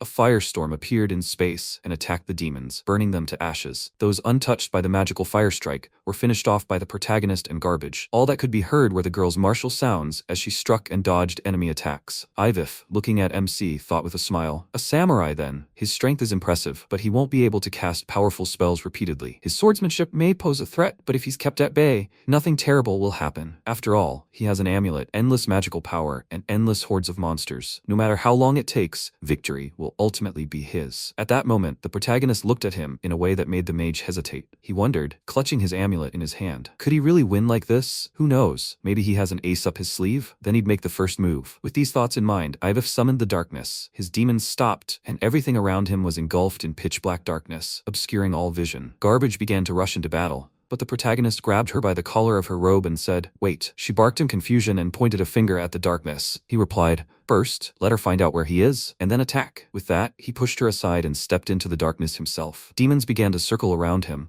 and the mage laughed maliciously and said, "You fool." He decided to rush him himself. Darkness is a simple spell, but when enhanced by a talisman, it creates a veritable abyss, blocking all light. He won't even be able to see his own body, let alone detect anyone else's presence. MC peered into the darkness and saw only the vague outlines of his opponents. The mage continued, "If he can't see anything, he's absolutely helpless." The protagonist, lowering his head, said ominously, grinning, "Whether he sees him or not is irrelevant. He's mistaken in two things. First, although he wants to reclaim his past, it's merely a means to an end. Second, he is indeed looking for his former comrades, but they are also nothing more than a means to an end. He desires to kill the dungeon master and seize the amulet." The mage exclaimed in amazement. Was he in his right mind? He'd thought this, and he was willing to sacrifice his life for it? While resurrection exists, it's imperfect. If the soul is lost, it's useless for its final death. Complete disappearance from this world, from the universe. Was he willing to endure all that? Ivif asked what he would do if something went wrong. The protagonist replied, "In that case, the next adventurer will take care of it." After that, he began repeating the incomprehensible words of the spell. The mage thought, repeating it over and over again, he'll never forget it. Finally, the protagonist summoned a nuclear strike, and the mage realized with amazement that it was a 7th-tier spell. Such power erupted that it destroyed all the demons. Ivif was caught in the deadly whirlwind, but he knew he had an amulet. With it, he wouldn't die. At that moment, Garbage recalled the MC's words about first determining the enemy's location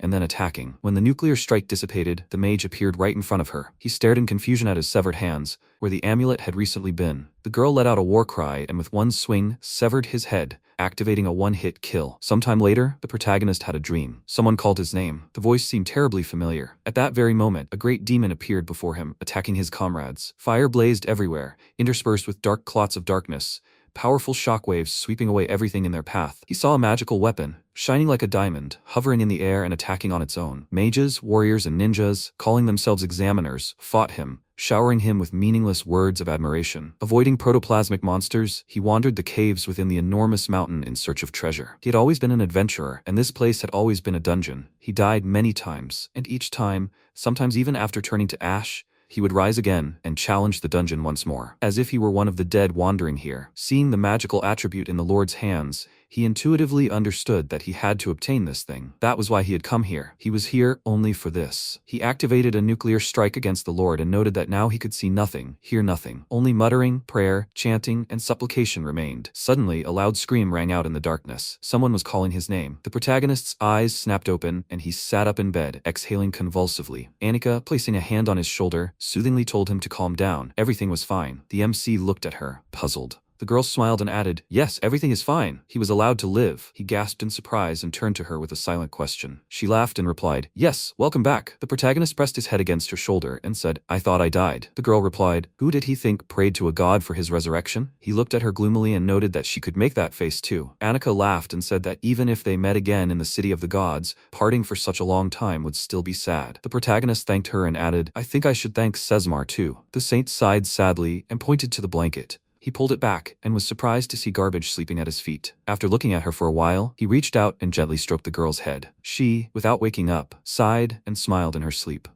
Annika noticed that Sesmar had found the girl while she was dragging him. The protagonist clarified, "And Miraja?" She said, "If he's talking about that boy thief, then yes, he was with him." The protagonist drawled, "I see." He continued to stroke the girl's head, but suddenly she woke up, jumped up, and looked at him in surprise. Afterward, she smiled and handed him the amulet that had belonged to the mage. MC noted as he took the amulet, so it wasn't just him they'd picked up. The girl barked happily, agreeing. He praised her. She'd done well. Garbage was pleased with the praise. The protagonist looked at the accessory and thought, it's just a fragment of the amulet, one of hundreds of such fragments. Should we say that even such favor can achieve so much? Or should we admit that it can only achieve so little? At that moment, the door to the room swung open, revealing Sesmar and Raraja. The warrior exclaimed, "So he's resurrected?" The guy hid behind him and asked if he was okay. The protagonist replied, "Yeah, he's better than that." He asked, "How did that even happen?" MC, lowering his head, replied, "It happens. He was an adventurer after all." Maraja exclaimed, "Then he'll reach the very day without dying." The protagonist said with a smile, "Wow." He was looking forward to it. The guy shook his head in irritation. Sesmar told the protagonist he should learn to formulate his thoughts properly. He asked,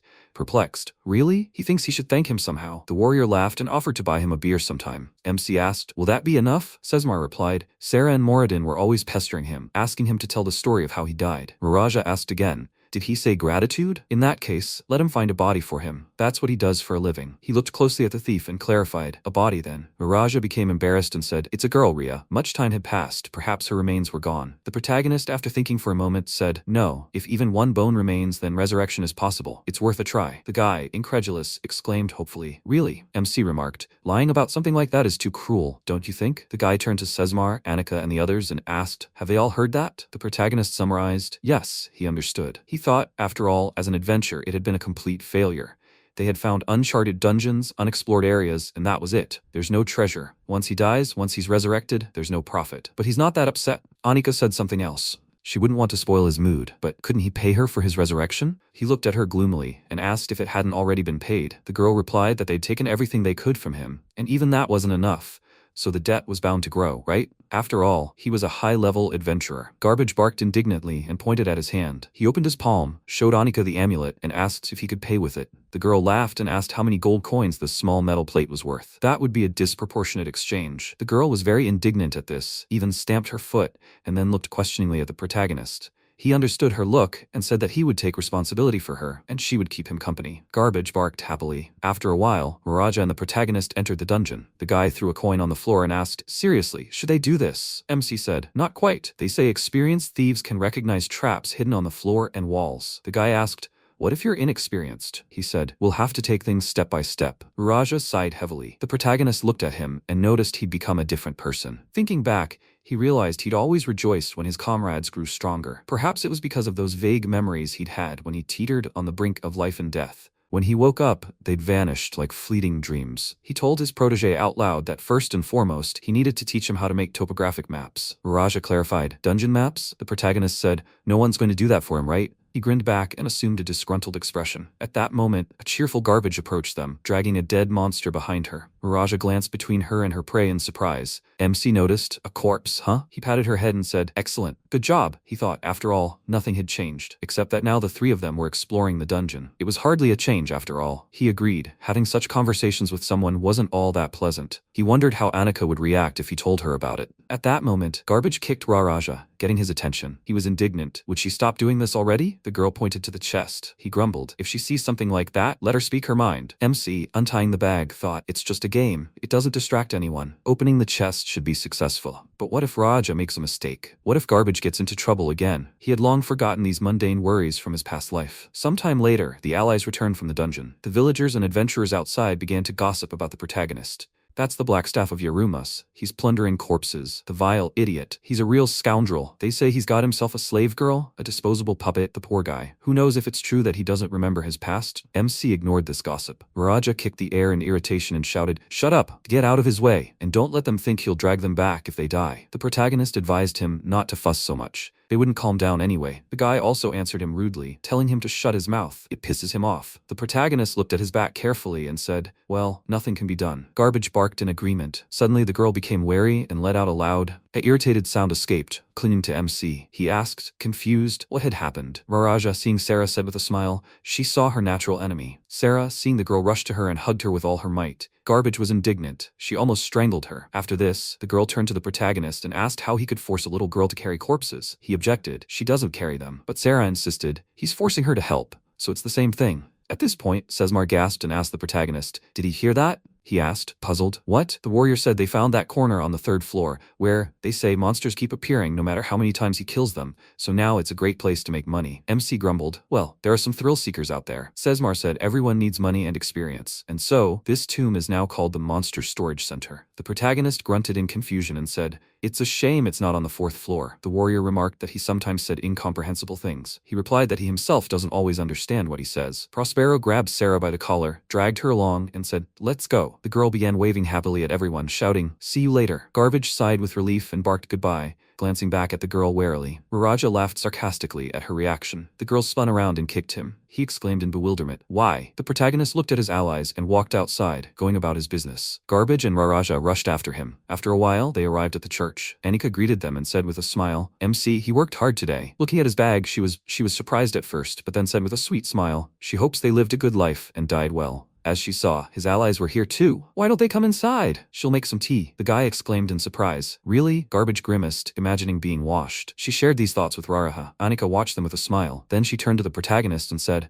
well, now they need to take this man to the morgue. He asked, by the way, who paid for his resurrection? The girl answered in surprise. She added it to his debt, after all. He spoke for the first time. Anika feigned surprise and remarked, could it really have been her? The protagonist said, that's what he thought. But why did she do it? The girl smiled and said she didn't have any complicated plans. She was simply curious. For some reason, why was he born? What was he trying to achieve? And why was he hiding? Would he have preferred her not to? MC replied, no. He was grateful she resurrected him. Anika folded her arms across her chest and said with a smile, good. He looked at her and muttered something. The girl clarified, did he say something? Turning away from her, the protagonist said, nothing important. Let her wait. He wondered how many centuries had passed since people forgot about him in ancient times. One day, when no one remembered his existence, it suddenly arose. He meant the dungeon, but they were all absorbed and destroyed there. All of them were nothing more than weaklings in this. The endless dungeon was full of treasures and monsters. Naturally, brave heroes, saints, sages, and renowned warriors have tried to conquer it one after another. And evil forces, eager to take possession of it, have also reached out to it. No one knows what the dungeon is. Only 2 things, or perhaps 1, are known. The dungeon hides countless treasures of incredible power. It is full of monsters and deadly traps. In other words, the dungeon is an entirely different world, inaccessible to human understanding. Nevertheless, the search for wealth, glory, military exploits, or something else brings new seekers to the dungeon, and the flow never dries up. Overcoming death, danger, and finding treasures, they gradually began to adapt to the dungeon, and everyone began to call them adventurers. After some time, the slumbering dragon opened his eyes and spoke. The familiar scent of ash. Could it really be him? Shvir, emerging from the darkness, answered his old friend. It's all true. The wind of the white hawk brought them news. The dragon drawled, ah, eternal guardian of the gates. So that girl is safe? The old man replied. She is safe. The line of Arabic and Marguda is protected. The dragon said, then there's nothing to worry about. He, like his line, is coping well. Shvir noted, but he was still too weak. The attempt at resurrection by force had noticeably weakened him. The dragon clarified, wasn't that obvious from the start? Even when the heart of love was opened, and when the light of the divine lineage fell, and the blessing of the goddess was lost, everyone who was reborn and sent here lost something. Shvir said, many trials lie ahead. Perhaps they will succeed and perhaps not. They probably won't make it before the seal is broken. The dragon exclaimed, they must reach their goal. It was so before, so it will be again. All adventures were like this, and he, like no one else, knows it. The old man remarked, that's how. True, he's right. The dragon said it, exactly. Shvir sighed and remarked, time is cruel. The beast said that now no one knows their names, but perhaps that's the truth? He's not sure there's any point in holding on to all this. Those days of youth that left behind ashes and traces are now far away. Sooner or later, someone will reach the very depths of the dungeon and unlock all its secrets. Then, without fail, someone will reach the depths of the hole with the power to destroy the disaster. It doesn't matter whether it's them or not. Only a true adventurer can do that. And then, darkness will return. Sometime later, Belkanon came to the city and, looking at the dilapidated buildings, said calmly, surprised. The girl came to the guild and, in a stuttering voice, apologized to the guild worker. The registrar looked at her in surprise. She was very tall. Understanding the nature of her visit, he handed her a form and told her to fill in her name and some important information. She replied excitedly, okay. Belkanon began filling out the form. The registrar, looking at her form, thought, she's from Almar, right? But to the east lies an endless desert. That's where this strange country is located. He recalled the local women often performing seductive dances in outfits that reveal their skin, and sometimes without them at all. But that wasn't so important. Judging by her staff, she was a mage. but she looked more like a frightened child than a strong fighter. Finally, the girl said, handing him the form, "Everything is ready." He glanced at what she had written and replied, "Well, everything is fine." She joyfully thanked him, spun around in happiness so much that she nearly knocked the registrar down with her staff and exclaimed, "Excellent. She'll do her best," he thought in surprise. This place may be a training center for adventurers, but in today's reality, it's a mere formality, since anyone can become an adventurer. He wondered why these places still exist. Everyone thinks this place offers opportunity, hope, but on the contrary, it only buries them. After all, newcomers here are treated like nothing more than a new meat shield, and if only a shield. Who was this tall lady? He thought he'd never see her again. Only a few adventurers leave Scale, both alive and dead. Meanwhile, the protagonist and his allies entered the dungeon. When the monsters appeared, Raja exclaimed in surprise. What kind of creatures were these? Garbage joyfully rushed into the attack without hesitation. She dealt a fatal blow to the first opponent. The second rushed at the boy. Raja, fending off its attack, thought he'd heard of these insects. They were called round-bottomed, he thought. It rolled along the floor and leaped at its target, pressing its massive body. They inhabited the lower floors. He'd expected them to be more like a giant ball, but he was wrong. With these thoughts, he pushed the monster away and was about to attack, but encountered a barrier. The protagonist, watching him, remarked, "A dull opponent." The boy cursed and thought, "High defense," or low. He wasn't sure which was correct. But no matter how tough the enemy, there's always a gap. With numerous attacks, he found what he thought was a weak spot in his opponent's defense and plunged his dagger right into it, screaming, "Let him die already," but the round-bottomed creature pushed him away and retreated to a safe distance. The boy thought in bewilderment that slashing attacks wouldn't kill these monsters. If that's the case, he needs to finish him off. He looked at Garbage, who was deftly wielding her sword, cutting down the monsters. The guy spotted a monster near her and noted that it appeared to be a giant spider. They're not as durable as round bugs, but no less dangerous. MC, watching the girl, said, "There are too many of them. She should be on her guard." She fearlessly rushed into the thick of the monsters. Raja exclaimed in irritation, "Oh my god, where is she going?" He rushed after her. Looking at his opponents, he thought with bewilderment. He couldn't understand why they were working together. Spiders eat beetles, and those beetles could easily crush a spider. He remarked out loud that they were somewhat similar. At that moment, the girl looked at him indignantly and, exhaling loudly, barked. The boy grinned and said, was she implying that he was too slow? He thought how infuriating it was, and yet this was the only way to move forward. Well, he'd have to swallow it, although it undoubtedly infuriated him, but that was the path. He woke up in an inn, grabbed his gear, descended into a dungeon, fought monsters, obtained treasure, and returned home. To become stronger, he needed to go deeper, and to do that, he had to clear floors, and all for the sake of getting closer to his dream. To put it simply, he had finally become a true adventurer. After some time, when the monsters were dealt with, Garbage found a chest and triumphantly placed her sword on it. Raja crouched next to the find, examining the keyhole. The girl suddenly kicked the chest with her foot and barked loudly. The boy flinched and shouted in irritation, "What has she got in mind? Does she want to blow them all up? This isn't a toy." The girl, as if nothing had happened, innocently looked away. The protagonist watched them. Finally, the boy opened the chest and exclaimed in surprise, "Oh my god!" The protagonist considered going down, opening the tomb, killing the monsters, taking the treasure, and moving on. Such is the reality of adventurers. This guy is doing quite well on these floors, but who knows what awaits him in the future. Their work is an endless forward movement. He said out loud that there was a dungeon that only good adventurers could enter, and there was also a place that only evil adventurers could enter. Garbage made a surprised sound. Raja asked in confusion, "What?" MC said that groups of 6 could enter the dungeon. How many people would it take to complete both dungeons? The guy thought for a moment, then clarified, "A dungeon that only good and only evil adventurers could enter? Logically, 12 people. But it couldn't be that simple. Right, thieves? Thieves can't be either good or evil. They usually choose neutrality." He wondered if neutrals could enter any dungeon. He continued, "Then, 11? The protagonist said 7 would be enough." He exclaimed in surprise, "What?" and was told that he needed 1 good priest and 1 evil one. The remaining 5 would be neutral adventurers. After all, only priests could be good or bad. Raja asked if he was sure that would work. Opening the chest, he added, "Done." MC, approaching the treasure, remarked, "Why not?" Garbage looked at the chest's contents with a sour expression. The protagonist continued, "There are many ways to solve a problem. There's never a single solution to a problem." The guy answered. He understood. He asked, "So what about him?" Raja exclaimed in confusion. "What was he talking about?" He replied, "The tools. He upgraded those, didn't he?" The thief admitted, "Yes, they were better than they were." The protagonist thought about it, noticing that he'd been visiting Katlab's shop a lot lately. Not only was he buying new tools, but he was also chatting with that blind elf a lot. Let him improve. A little extra knowledge never hurt. Garbage barked demandingly, ready to move on. He said there was no need to rush, but to check the map first. Raja reached into his bag and said, "Right now." While taking out what he needed, he noted with bewilderment that he just couldn't understand why he had to constantly check the dungeon map. MC replied, "To avoid getting caught in a trap or a teleportation circle." It was also useful for understanding where they were. It didn't take much time anyway. The guy replied, "As he wishes." The protagonist, looking at his thoughtful expression, wondered if he didn't like doing this because it was difficult to put the maps back together and figure them out. Perhaps he should get a convenient bag for them? He chuckled and remarked that if Saint Annika heard this, she would certainly be delighted. After a while, moving through the dungeon, he noted that their current goal was a simple training session. Turning to Raraja, he said he'd gotten much faster at clearing chests, but he still had room to improve. The boy wondered in amazement. Had he just praised him? No, he'd simply stated a simple fact. But without him,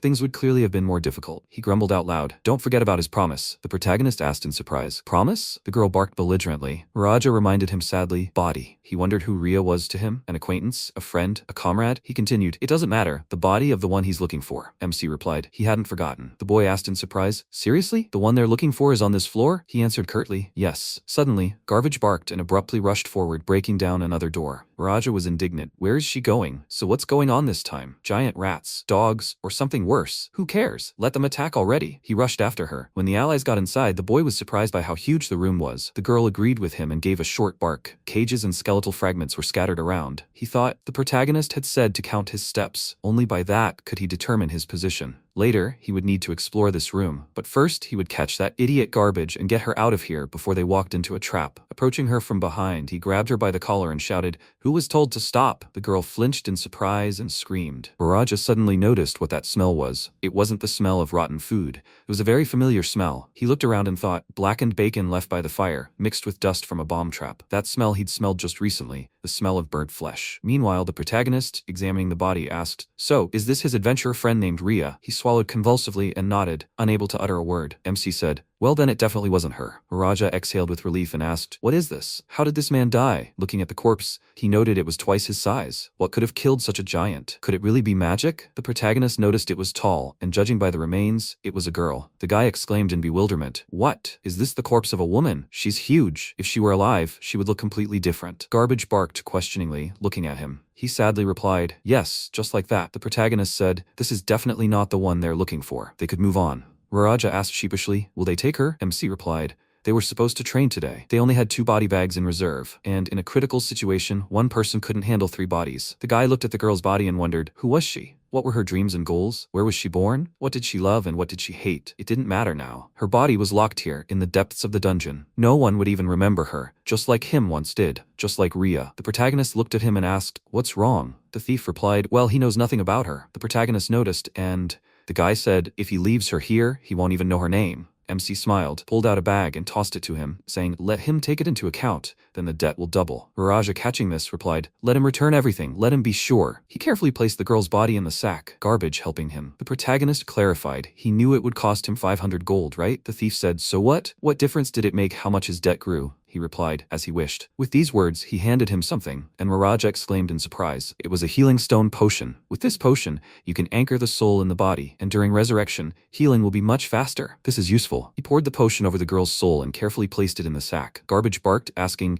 "He's finally finished, right?" The thief, slinging the sack over his back, looked at his ally and thought irritably, "Yes, it may have taken time, but she's much more annoying." MC told him to carry the body carefully. The potion had petrified her body and made her quite fragile. The boy asked what would happen if a body part broke off. He replied, "Who knows?" After a while, the protagonist said, "So that's it for today." He needed to return to the temple and resurrect her. Raja asked what happened to this girl's group. He thought, confident that having seen him once, he wouldn't be afraid anymore. He thought that the next time they met, he would be able to fight better than before. At that moment, Garbage howled in surprise and alarm. At that moment, he appeared. A terrifying monster, a red fire-breathing dragon, the allies froze in place. The protagonist, drawing his sword, exclaimed with a smile, "So that's it? A fire dragon, huh?" Raja asked, "Will they fight him?" The protagonist asked, "What made him think that?" The guy, looking at him, remarked, "He'd defeated one just like this before." MC grinned and replied, "This one's much stronger than that one." The dragon reared up on its hind legs and roared a magical roar. It was so powerful that the allies barely managed to stay on their feet. Raja thought in surprise, this monster must live on the lower floors. The enemy's blow shattered the floor into small stones at the point of contact.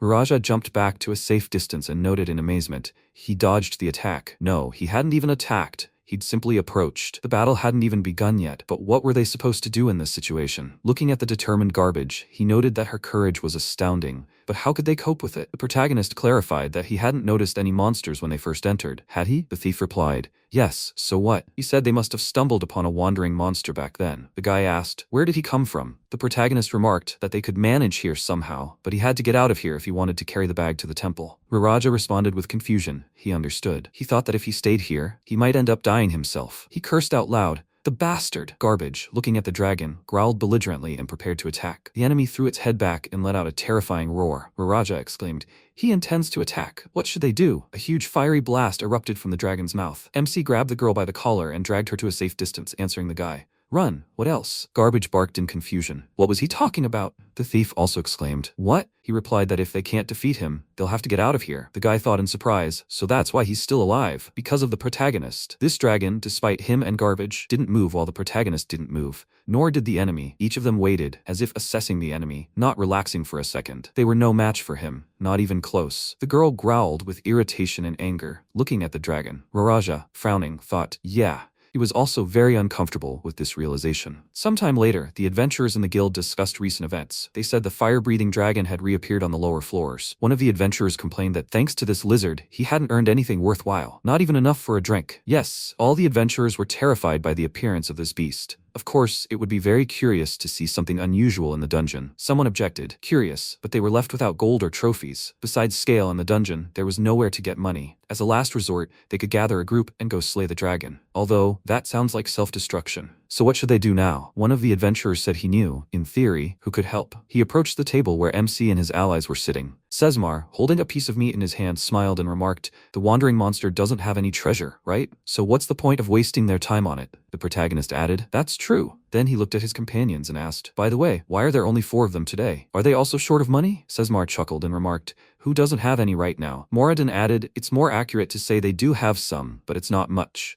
The clients are willing to pay them, but they won't raise the fee, even if someone in the group dies. The protagonist clarified, did Hawkwin die again or something? The dwarf laughed and replied, come on, what's he talking about? He wouldn't die even if his head was cut off. Sarah said it was obvious, so why worry about him? It's quite simple. She, Moradin, and Prospero usually stand in the rearguard. Monsters suddenly jumped out from behind them and killed Prospero. MC noted it, but that didn't explain why they didn't want to go after the dragon. Sesmar replied that there were plenty of other ways to make money than dealing with that lizard. Sarah added that, unlike him, who couldn't bear to sleep in the stables, there were plenty of places to spend that money. The protagonist thought, now sleeping on a spacious bed. Moradin said they didn't care. There was nothing to do on the lower floors. He looked at the protagonist and said, still, it was a harsh decision to go after the dragon with the little ones. MC countered, not really. Besides, they could always run away, as they did. Sarah asked sarcastically, so that's how much he cared about the little ones? Bonds admonished her. Stop it. The girl was indignant, but what about her? Giving the protagonist these babies was a waste of time. The protagonist asked, and why not? Sarah indignantly mentioned Garbage. She's a girl. He shrugged and remarked that he didn't see a problem. Her inexperience would disappear with time. He thought, she's just starting out as an adventurer and hasn't stopped developing. Sarah looked at him in horror and said, oh, that's creepy. I need to remind Annika to keep an eye on him. Sesmar remarked that he was sure she was already keeping an eye on him,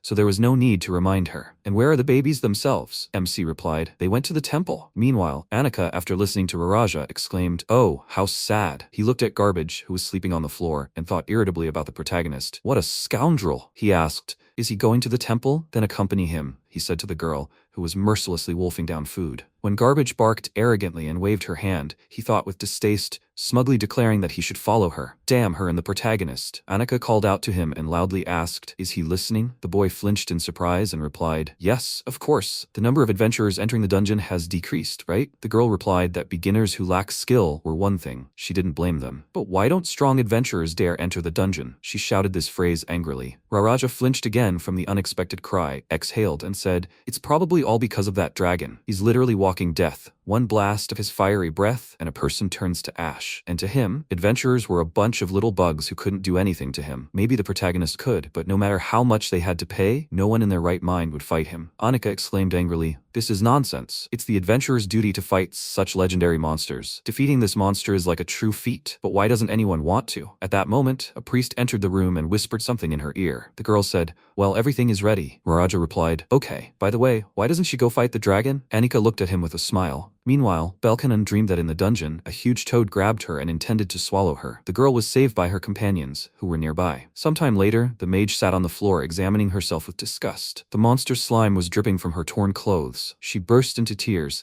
thinking that her grandmother had sewn these robes for her. The group's leader told her to attack the monster. She readily responded to his command and thought she didn't know their names, but still, they were her loyal comrades, and she had to protect them. The mage activated her skill and summoned flames, but her magical attribute didn't work at full strength, and the power did no damage to the monster. The girl exclaimed in bewilderment, "Why is this happening?" The leader shouted at her in irritation, "What are you doing?" The toad opened its mouth and flashed its tongue, attacking the opponents. They managed to dodge its attack, and the toad's tongue inexorably approached Belkanon. She gasped and barely escaped death, falling to the floor. Exhaling fearfully, she thought with resentment. She tried so hard. Finally, she found some companions. They'd met at Durga's tavern, a gathering place for adventurers from all over the city. She'd been so excited then. What kind of companions would she meet? What adventures awaited her? One of the adventurers asked if she was a mage. The girl happily answered. She knew the fire mantra. It was knowledge passed down to her by her grandmother, sacred knowledge. The adventurer asked if she knew the sleep spell. Belkanon stared at him in surprise and asked, "What?" The sacred knowledge bestowed upon her by her grandmother is considered a beginner's spell in the dungeon, called Lesser Flame. In the end, she found no companions. Going outside, she sat down near the wall, deep in thought. An older adventurer saw her and asked if she still hadn't found a group, then let her descend to the first floor of the dungeon. In the city, adventurers gather in scattered groups, united by a common vision of the world. But inside the dungeon, everyone is focused on profit and survival. Someone there would surely take care of her. The girl followed his advice and descended to the first floor of the dungeon, worried whether it would work. After some time, a group of adventurers approached her and invited her to join them. Belkanon happily asked, "Will they really take her along?" That's how she found her companions. And now the leader exclaimed in irritation, how useless she was. After killing the monster, they turned to the treasure chest, leaving her sitting on the floor to the side. The girl noted in a frustrated voice that the frog most likely had magic protection. That's why it had reflected her flame. What should she do now that she'd been kicked out? Return to the first floor, or back to the tavern? If everyone found out she'd been kicked out because of her worthless ability, no one would take her into the group anymore. Since childhood, everyone had always teased her, calling her a giant, stupid, slow, useless, and only her grandmother had always consoled her, telling her what a lovely child she was. She had beautiful, smooth black hair, snow-white porcelain skin, soft and gentle hands that could touch the sun itself. They should continue their lesson. Who knows, maybe with her knowledge, she'll become a great mage one day? And Belkanon calmed down, smiled, and agreed with her grandmother. Her words about hands that could touch the sun itself filled her with pride. The girl heard the leader ask a comrade, "So what?" The boy replied, 100 gold. The captain exclaimed in irritation, "Is that all? You can't even buy a dagger with that." The comrade remarked, did he expect a frog to guard untold riches? As the crew prepared to leave, the leader called out to Belkanon and told her to follow him. The girl readily answered yes. She wanted to clean herself of the slime,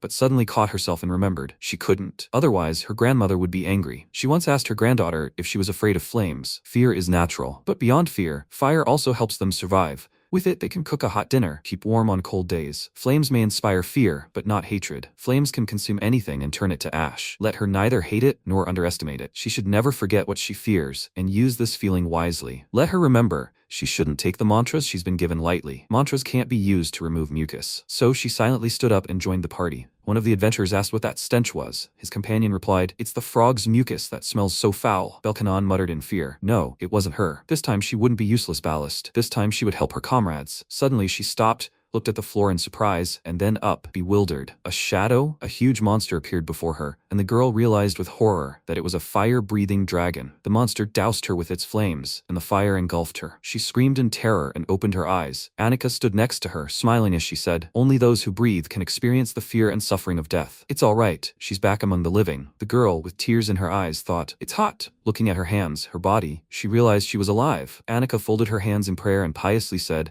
"May she live well and die well. She should strive for this. May she raise her head to the sky and move forward proudly, remembering that she is still alive." Belkanon burst into tears of happiness. Meanwhile, Raraja stood outside the door in agonizing anticipation. Finally, Annika left the room and said, "They're done." When the guy saw the girl he had saved, his amazement knew no bounds. She was so tall. It burst from his lips involuntarily. Belkanon hid behind Annika, looking at him in confusion. He became embarrassed and apologized. The girl, with tears in her eyes, replied, "It's okay, she's used to it." Garbage made a sympathetic sound. The thief advised her to remain silent. The saint pointed to the sofa and invited her to sit down. But Belkanon bowed first to Raraja and exclaimed, "Thank him so much for saving her." She was incredibly embarrassed. Then, timidly, she clarified, "Why did he do that?" He replied in bewilderment, but she was dead. She clearly wanted to live and do her favorite things. Belkanon looked at him in surprise. Annika watched with a smile. Miraja snatched the girl's staff from garbage, handed it to her, and asked, "Isn't this hers?" "Here." He's returning it to her. Belkanon took her magical attribute in amazement, remembered her grandmother, fell to her knees and burst into tears. The thief thought in bewilderment. He doesn't know where she came from or what became of her. He doesn't even know her name. The only thing he knows is that she's a mage and has just returned to life. Well,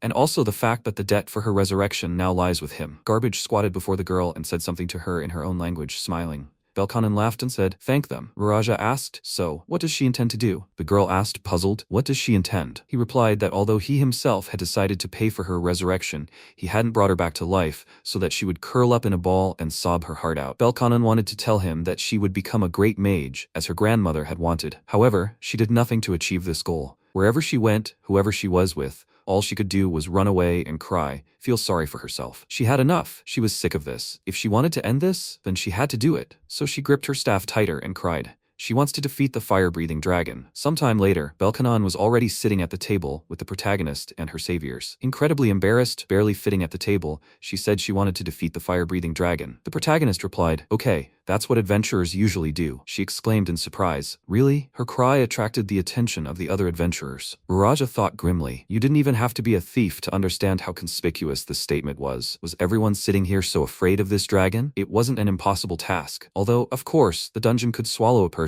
if they did something wrong. Yes, he was afraid of that too, but he didn't intend to sit here any longer. They didn't have much of a choice. Besides, he had somehow survived to this day. He needed to keep moving. Belkanon grew even more embarrassed and began mumbling something. The thief said rather sharply, "If she has something to say, let her say it. Don't beat around the bush." The girl barked in surprise, looking at her. The mage steeled herself and said, "She can only use the lesser flame." MC noted that it wasn't a problem. The difference was how long it took her to memorize the spells, and in what order. After all, mage's problems didn't change. The girl asked in amazement, "He's a mage too?" He didn't answer that question, but said, in any case, he wouldn't mind hunting that dragon. Raja asked incredulously, "He?" The protagonist replied, "Yes, they had escaped from him, but at that moment, they had neither the reason nor the means to fight him, and since there was a reason, they could find the means." The guy thought, to be honest, he didn't understand anything. Even Garbage, stuffing himself, most likely felt the same confusion as he did. The protagonist was different. What had he been doing all day? Just sitting at the bar, silently, staring around, doing absolutely nothing? Belkanon looked at everyone in surprise and asked,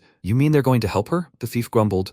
Was it for nothing that he went into debt to resurrect her? If she died, it would be a waste of money. The girl lowered her head in embarrassment. After a while, Garbage loudly pushed her plate away and sighed loudly, indicating she was full. Belkanon said that her magic wouldn't defeat this opponent. Maybe if she mastered fencing, something would work out. They decided to pursue that. Sometime later on the outskirts of town, Garbage taught her fencing. Taking her blows, Belkanon thought in despair. This is why she never wanted to be a swordswoman. The girl tried to attack her opponent but missed and fell, tripping on a rock. Garbage leaped at her and swung her sword. The mage barely dodged her attack. She wanted to scream. She didn't understand why it was so hard to move. She wished she were as petite, nimble, and sweet as this girl. Wasn't her name Garbage? Wasn't it a custom to give children strange names to protect their souls from evil spirits? And why was she wearing a collar and barking? The girl hit her lightly with her sword from behind, and she cried out. She understood, and was already running. She remembered her grandmother's words. If someone does something for her, she's obliged to repay in kind. Such are the invisible laws of the world, she thought. She hasn't really received anything yet, so she has nothing with which to pay them yet. A passing adventurer watched in amazement as a little girl chased a large woman with a sword. Miraja, watching them along with the protagonist, asked if he thought they were fooling around. He replied no. By training as a warrior, a person increases their physical strength, concentration, and survival instincts. Mages usually die first if they don't train properly. The thief wondered if he'd experienced this himself. Although it sounded like a joke, he remarked out loud, but he hadn't pushed him like that. MC replied, "Is there a point?" The guy said he didn't know. He thought, and he wasn't hiding it, fighting a dragon on the front lines. It was exciting. He felt like he was becoming the hero of some legend. He liked such heroic stories about adventurers, but no matter how much he fantasized, a real battle with a dragon would be exactly like that. Tough. Out loud he said, "Pass." It was better for him to do what he knew how to do. The protagonist said, "Oh well." The thief asked if he had any ideas on how to defeat the dragon. He replied, "They'd think of something." Miraja thought he might as well say he hadn't come up with anything. Suddenly, two adventurers appeared nearby, dragging their dead comrades. One of them exclaimed in fear, "What was that? What was that dragon doing there? And how were they supposed to get past it?" His comrade replied, "First they need to resurrect the guys, and then they'll think about it." Their dead comrades were simply charred. The protagonist, looking at them, said, "We need to get our gear ready." Miraja pointed to Belkanon, who was lying on the ground, trying to catch her breath, and asked, "And she too?" He replied, "Of course." The thief added, "But she's broke." The protagonist remarked that money could be found anywhere. When the allies arrived at the tavern, they saw a decrepit old man equipped with a huge backpack. The MC exclaimed, "Wow!" Bank greeted him with a smile and announced who he saw. The main character himself. He didn't expect to see him so soon. Garbage rushed toward the old man, but he dodged her. The girl, unfazed, waved, barked carelessly and left. Belkanon, surprised, asked who this man was. The protagonist replied, "Bank." The old man greeted everyone and added, "Nice to meet them." Raja asked him, "Is he an adventurer too?" Bank chuckled and replied, "Sort of, yes." He set his backpack down with a loud thud. Garbage jumped onto the table and sighed. The old man laughed and apologized. After that, Bank turned to MC and asked if he wished to purchase goods or money. He replied that he needed a lot of things, but first, money. He nodded towards Belkanon and added that this girl needed to prepare for a foray into the dungeon. The old man looked at her with interest and grinned. The girl felt uneasy and hid behind Raraja. The protagonist asked, "What if they just take the money without pledging the items? Buying them back from him later would be a real challenge." The old man replied, "As he wishes." Belkanon, so frightened, didn't notice how tightly she'd squeezed the thief's hand. The guy asked the protagonist, "So, who is this person?" He remarked, "I've already said Bank." Raja asked, "Is that a name?" MC said both his name and occupation. He could buy various things from him, or pawn his things and borrow the money. The old man pulled out a pouch of money and asked if that was enough. The protagonist replied, "Quite enough. Someday they would return it to him." Bank replied that the main thing for them was survival. After all, he had so much trouble because of that fire-breathing dragon. Raja noted in bewilderment. Trouble? So he was an adventurer after all? But something was clearly wrong with this old man. Of course, dungeons change people greatly, and at first glance you can tell whether a person has been there or not. This is reflected in a person's experience, their thinking, their skill, but even he is different from them. Why hadn't he noticed him in the tavern before? He doesn't think this man has anything to do with the dragon's appearance, but who knows? Bank said, looking at him, "He is an ordinary merchant, but lately his business has been really bad." The thief was surprised that the old man had guessed his thoughts. Bank continued, "There were so few people left who could be trusted. The protagonist was one of those people." The protagonist replied, "It's because he always repays his debt on time, isn't it?" The old man chuckled and said, "Maybe they'll run into Manfredi too. He'll remind him of him." The thief wondered. A familiar face? Bank turned to him and Belkanon and said that if they needed anything, he would always be glad to see them. The boy replied in surprise. He certainly didn't need anything. Suddenly, Belkanon squeezed his hand even tighter, causing him to wince. And then she rushed forward and rushed toward Bank. Standing in front of the old man, she became embarrassed and looked at the thief. He said that if she had something to say, she should say it. She asked what to say. He looked at her irritably. The girl turned to the old man, calling him uncle, and thanked him. Bank was surprised at first, then laughed and said, "Please." Belkanon shrank back, trying to appear smaller than her height. A short time later, she was dazzled by her new gear in Kotlob's shop. Raja remarked in confusion. It didn't suit her at all. The merchant said this armor, by the way, would cost them 170 gold. The girl exclaimed in confusion, "How much?" Garbage, meanwhile, was examining the magic ball. Then she swung it and barked belligerently. Raja let out an irritated breath. Katlob asked, "She's going to kill the dragon?" Belkanon repeated in surprise. "She." The merchant explained that the guy had brought him the staff for appraisal, so that means she's a mage? Or was he mistaken? The girl hesitated, and MC said she was a mage, but had recently become a knight. Katlob asked in surprise, "Has she even trained?" He parried. "Can you master a sword without training?" The merchant remarked, "Unlikely." He glanced at her staff and said, "Then this weapon won't suit her." She looked at it in surprise and exclaimed, "Does he have a weapon that can kill a dragon?" He asked in confusion, "A weapon that can kill a dragon?" "Of course he does," Belkanon exclaimed in delight. "Really?" The man remarked, "Any weapon can kill a dragon if you know how. If he had to choose, his lot would fall on dragon slayers." The protagonist chuckled. Raja asked in bewilderment, "Is this some kind of joke?" The protagonist replied, "No, he's talking about a shuriken." The thief asked, "What is it?" He said, "Simply put, it's a throwing knife. Weapons like that can be found anywhere." Katlob agreed. "Yes, there are many, but only one can be considered genuine." He pointed to a barrel of weapons and noted that the dragon slayer could be found in the dungeon itself, and she could take a fake from there. Belkanon looked at the barrel of weapons in surprise and asked hesitantly, "Can she really take that?" He replied, "Try it." She selected a weapon and began examining it. Raja asked in surprise, "Is this weapon, like, imbued with magical power? Or what?" It looked like a regular weapon to him. Their gazes met for a moment. Katlob asked, "Did he notice?" MC replied, "All the dragon slayers found in the dungeon are blanks. Most of these swords don't possess magic." The guy asked, "What about the beast slayer used by Sesmar?" He replied, "That's the exception to the rule. The beast slayer is indeed useful." Belkanon remarked in surprise, "If there are blanks, then there must be a real one." Katlob answered, "Yes, but not here." She asked in surprise, "Where then?" He said, "In the depths of the dungeon." Raja said, "Did he understand correctly?" The protagonist said, "Yes. To find this weapon, they'll have to go into the dungeon and bypass it." After a while, the allies left the store. The protagonist exclaimed, "Let's go." Raja asked in confusion, "Let's go?" He wasn't going into the dungeon, was he? MC replied in confusion, "Where else?" The thief exclaimed in surprise, "Is he kidding?" Belkanon sighed excitedly and hugged the weapon. Garbage barked in surprise as if to say, "What's wrong with her?" The girl replied, "She's fine." Raja, looking at her, thought she'd just recently resurrected, and now she'd have to return to the dungeon again. Fate is cruel, of course. Although not everyone is like that. The protagonist, as soon as he resurrected, was quite calm and still longed for the dungeon. And what would happen to him after death? Would they resurrect him at all? Would he be able to return to the dungeon peacefully? No, he definitely wouldn't die. He suggested out loud that they head there tomorrow, adding that the dungeon and the dragon would be there, and they needed to rest before such a journey. The protagonist chuckled thoughtfully.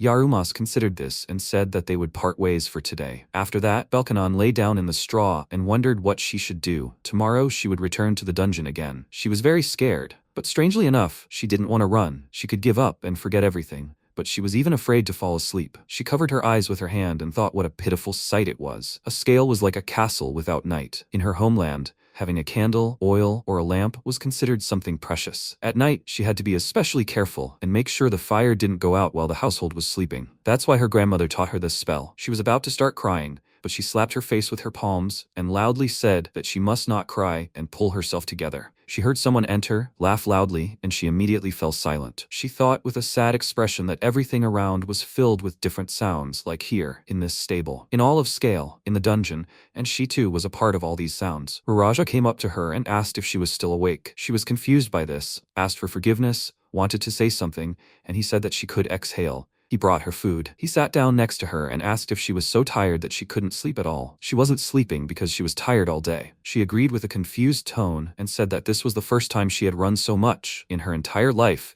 she had never run so much as today. She doesn't know why he made her do this. As for Garbage, she just wants to beat people. She hesitantly asked how long he had been in the group. How did they all become adventurers? She didn't know anything about them. She started to get really nervous and wondered why she did it. What if he doesn't want to tell her? Or is it something personal? She could even get kicked out for being so rude. He thought about it and said that it happened relatively recently. To be honest, he often wonders how they could even get together in one group. He became part of the group in much the same way she did. This white-haired idiot just started taking him with him every time he went to the dungeon. That's all. She was surprised by this, and he said that at first he was given the task of going deeper into the dungeon after them. After that, he retold what happened earlier, and she, with a surprised expression on his face, said that it was incredible. She looked at him and thought that they had been through so much together. He told another story and she laughed, became confused because of it, and said that she was asking for forgiveness. She didn't mean to laugh. He calmly said that he didn't mind if she laughed. By the way, why isn't she afraid of this little one? I mean, Garbage? Belkanon asked if she should be afraid of her. He said that usually people are afraid when a turbo-killing machine with a huge sword is running after them. She said that she somehow didn't even think about it. Compared to the dragon, she's not that scary. How can I say she knew that she wouldn't hurt her? She remembered what happened and thought that for her, these errands were like a game.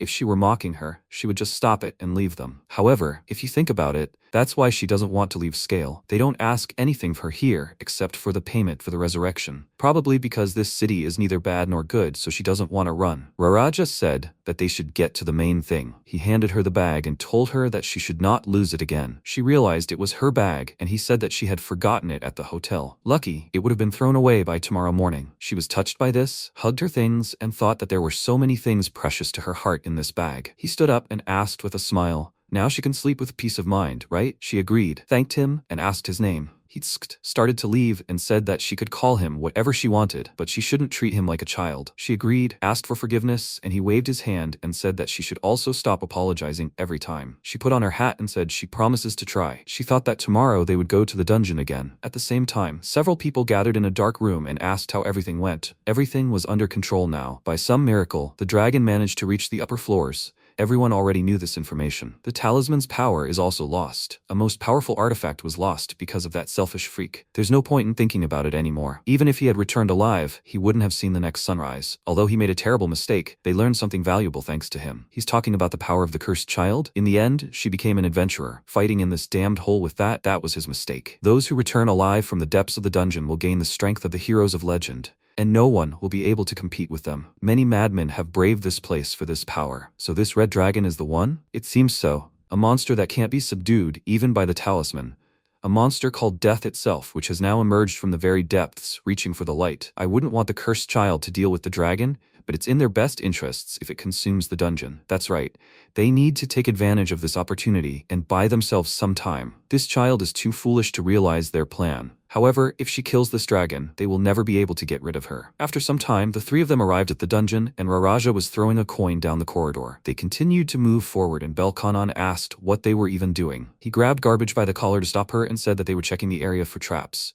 She said that they did have a map, however. He said that even with a map, it was easy to get lost. She looked at the map and asked, however, how could that even happen? He said with a thoughtful look that anything could happen in this place. That's why it's always so important to update the map. She approached him with a worried look and thought that she would stay close to him and be safe. The protagonist followed them and said that this is what he forgot to buy. They turned to him and he asked, did he say something? He said with a calm expression that it didn't matter. He had to keep an eye on the little one. He looked ahead, saw Garbage kick the door down and asked, did it happen again? He followed her with a worried look and loudly called her stupid. She followed them with a worried look and said that she would come with him. They entered a dark room, started looking around, noticed that she started fighting someone in the dark. Belkanon saw several people, became worried about this, and loudly asked, are they adventurers? One of them attacked her with a sword, and she blocked this attack with her shield. She stepped back and asked, are they really people? Raraja was fending off attacks from another enemy and loudly said that it didn't matter at all now. Garbage fought against several enemies at once and barked loudly. She looked around with a worried look and asked, how many of them are there?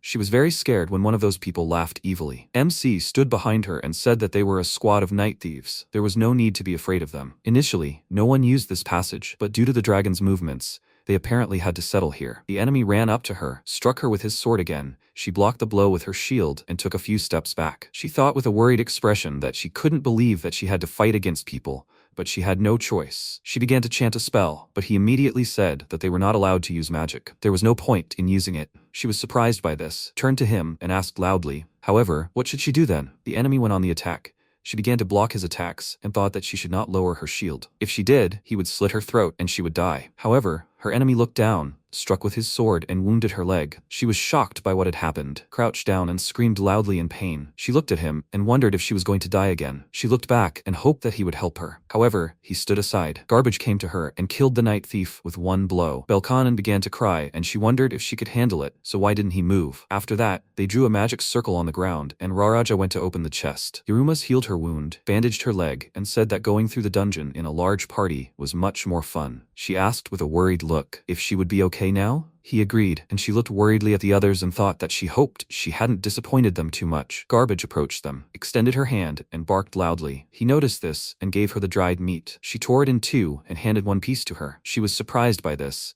took the piece of food from her and thanked her for it. She barked, sat down next to her, and started eating with a happy expression on her face. Belkanon also started eating and thought it was so salty. Raja continued to open the chest and asked what they were going to do. The protagonist asked what he was talking about. He said that of course, he was talking about the dragon. They can't ignore him. Do they have any plan to get around him? He said in a calm tone that of course he had a plan. She was surprised by what she heard, looked at him with a tense expression, but unexpectedly for them, he said that they would pray. They were confused because of this, and he said that they would pray not to meet him and that they could escape from him, and so on. He sighed with displeasure and asked, is he joking now? Garbage barked again and extended her hand to him. He handed her a skin of water. She drank some and then handed it back to Belkanon. She hesitantly drank some and said that it was so delicious. She looked at her with a joyful smile and quickly ran to Raraj, who warned her that he had opened the chest. She ran up to him, pushed him away, and opened the lid of the chest with her foot. He got angry because of this and loudly asked what she was even doing. She sat to the side and with a small smile, thought that for some reason, her soul felt much lighter. After that, they went on and Belkanon said that they still hadn't found the sword. He walked next to her and said that only some ring had fallen. She said in a joyful tone that, however, it was so beautiful. He turned to her and asked what she just said. She was very worried about this and thought that she had spoken again without even thinking. He said that although, if you think about it,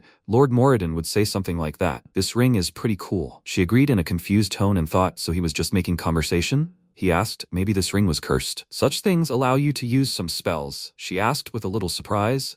Even if the user is not a magician? He said, something like that. For example, he also has a precious ring that can help understand the location. She said with admiration that it is amazing. She thought that it is a real magical tool. There should be plenty of similar things in the dungeon. If they found something like that, then they can find a weapon capable of killing a dragon. He looked closely at the ring and said that he was interested in what power it possesses. He thought that some kind of monster with fangs, similar to a troll, was depicted on the ring. He asked, did she want it for herself? She said in a confused tone that she didn't even know. Can she really take it? He threw it in her hands and said that he often fights in close combat, so he could easily lose the ring, so she could take it for herself. She agreed, put it on her finger and looked at it with a smile. MC was walking next to her and said if she felt how this ring was sucking her life, then she could consider herself very lucky. She was worried about what she heard, and he said with a smile that the death ring could be sold profitably. She laughed with a confused look and wondered, is this some kind of joke? They went further down the corridor, found a staircase leading down, and he said that they found a descent to the next floor. They went further, examined the room, and Belkanon asked in a worried tone, is there anyone there? Raraja stood nearby and said that he did not see anything. She thought that she was scared, but this time she was not alone. How good it is to have true comrades. She turned to Yarumas and asked if he knew anything about this place. He said calmly that maybe he did, but he didn't remember anything. She was upset about this,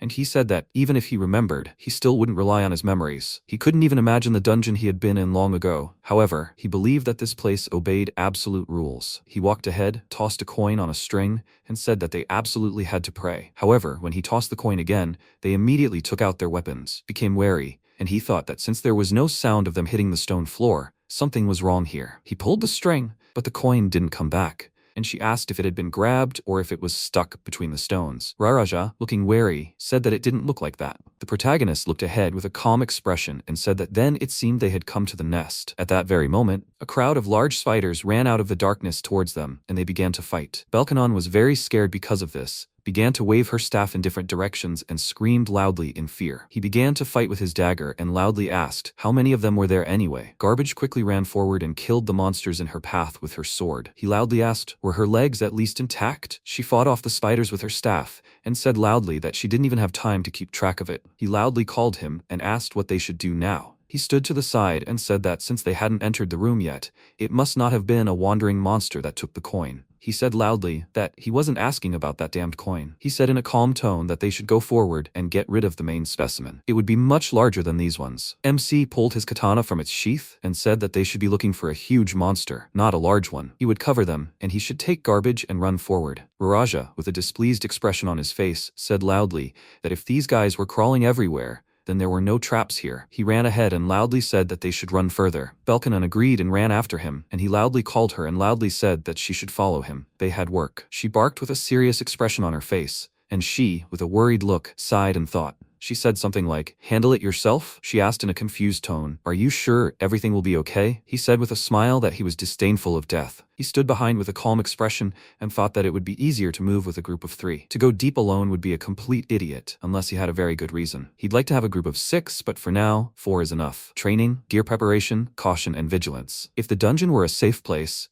people wouldn't prepare so thoroughly when descending here. There are a limited number of classes that need to do double the amount of preparation. However, he thinks it's even more interesting this way. However, he doesn't really want to waste a lot of energy on such an enemy. He can use sleep, but will it work on spiders? Another option is to use darkness, although he can play the role of a mage from time to time. He channeled energy into his hand and thought it was one of the forgotten spells, but it would be enough to deal with them all at once. He used the Ice Storm spell, the 4th level of Blizzard. He froze a crowd of spiders and thought that one mass spell and no problem. If he can only get rid of the enemy with powerful magic, then this place is definitely not like the dungeon he remembers. Exactly, that's why he, or rather all the adventurers, believed that they could defeat the great mage who owned the talisman and therefore challenged him. At the same time, Garbage kicked down the door, and Raraja asked loudly in a displeased tone, how much longer can they do this? Belkanon entered the room after them and thought that his magic was simply incredible. It was strikingly different from what she uses. I wonder if she will ever be able to cast spells like that? And will she become a great mage? He began to look around the dark room and asked where the huge spider was. She stood nearby and said that she saw nothing. Maybe it wasn't here at all? She saw the huge spider, examined it, and asked if it was really dead. Yorumas followed them in and said that it seemed true. They looked further and saw a huge praying mantis. He looked at the monster with a smile and said that one deadly spell still wasn't enough. The monster attacked them with its paw, and Garbage jumped back at the last moment and barked loudly. She stopped and began to growl with an angry look, and Belkanon thought with surprise that this was incredible. She wasn't afraid of the monster at all. Raraja loudly said that she shouldn't slow down, If she got distracted in the wrong time, she would die. She agreed in a confused tone, and he stood behind and said that they must be especially careful. Even deadly spells like sleep and blizzard wouldn't work against the giant praying mantis. They dodged the monster's attack, and he loudly asked, "What should they do?" He asked with a smile, "Really? What should they do?" He can only say that if they can't defeat him, they won't be able to defeat the dragon either. Belkanon ran behind the monster and wondered what she could do. Although he said that magic was useless, it was the only thing she had. However, the moment she began to chant the spell, the monster suddenly turned to her and hit her with his attack. She was shocked by this and wondered if she had been hit. This very powerful blow left a deep mark on her armor. She flew back several meters, and her nose began to bleed. Raja turned to her and in a worried tone loudly asked how she was. Was she alive? She began to cry and thought that she didn't have the strength to get up. However, she had to do it. If she didn't get up, she would die again. She made a great effort to rise, leaning on her staff. He calmed down when he saw this. They ran in different directions, and the monster was watching them both. Garbage barked loudly and ran quickly toward the monster with a serious expression. She struck, but unexpectedly for her, the mantis dodged her attack. Jumping up, it flew up, and Belkanon said, looking bewildered, that she had only just realized how huge the room was. The protagonist had an idea and used the fear spell. His magic worked on the monster, and Raraja looked at this and wondered, did he use intimidation? Now, he was disoriented. This was their chance. Garbage ran toward the monster with a wide smile and growled loudly. He ran from the other side and loudly said that they should distract him quickly. She screamed loudly, ran around the room, and thought that now she could only serve as bait. Since this was all she could help with, she needed to give it her all. He, with a wide smile, said that everything was going great. He thought that all dungeon heroes were originally ordinary people, quietly living their lives in villages and towns.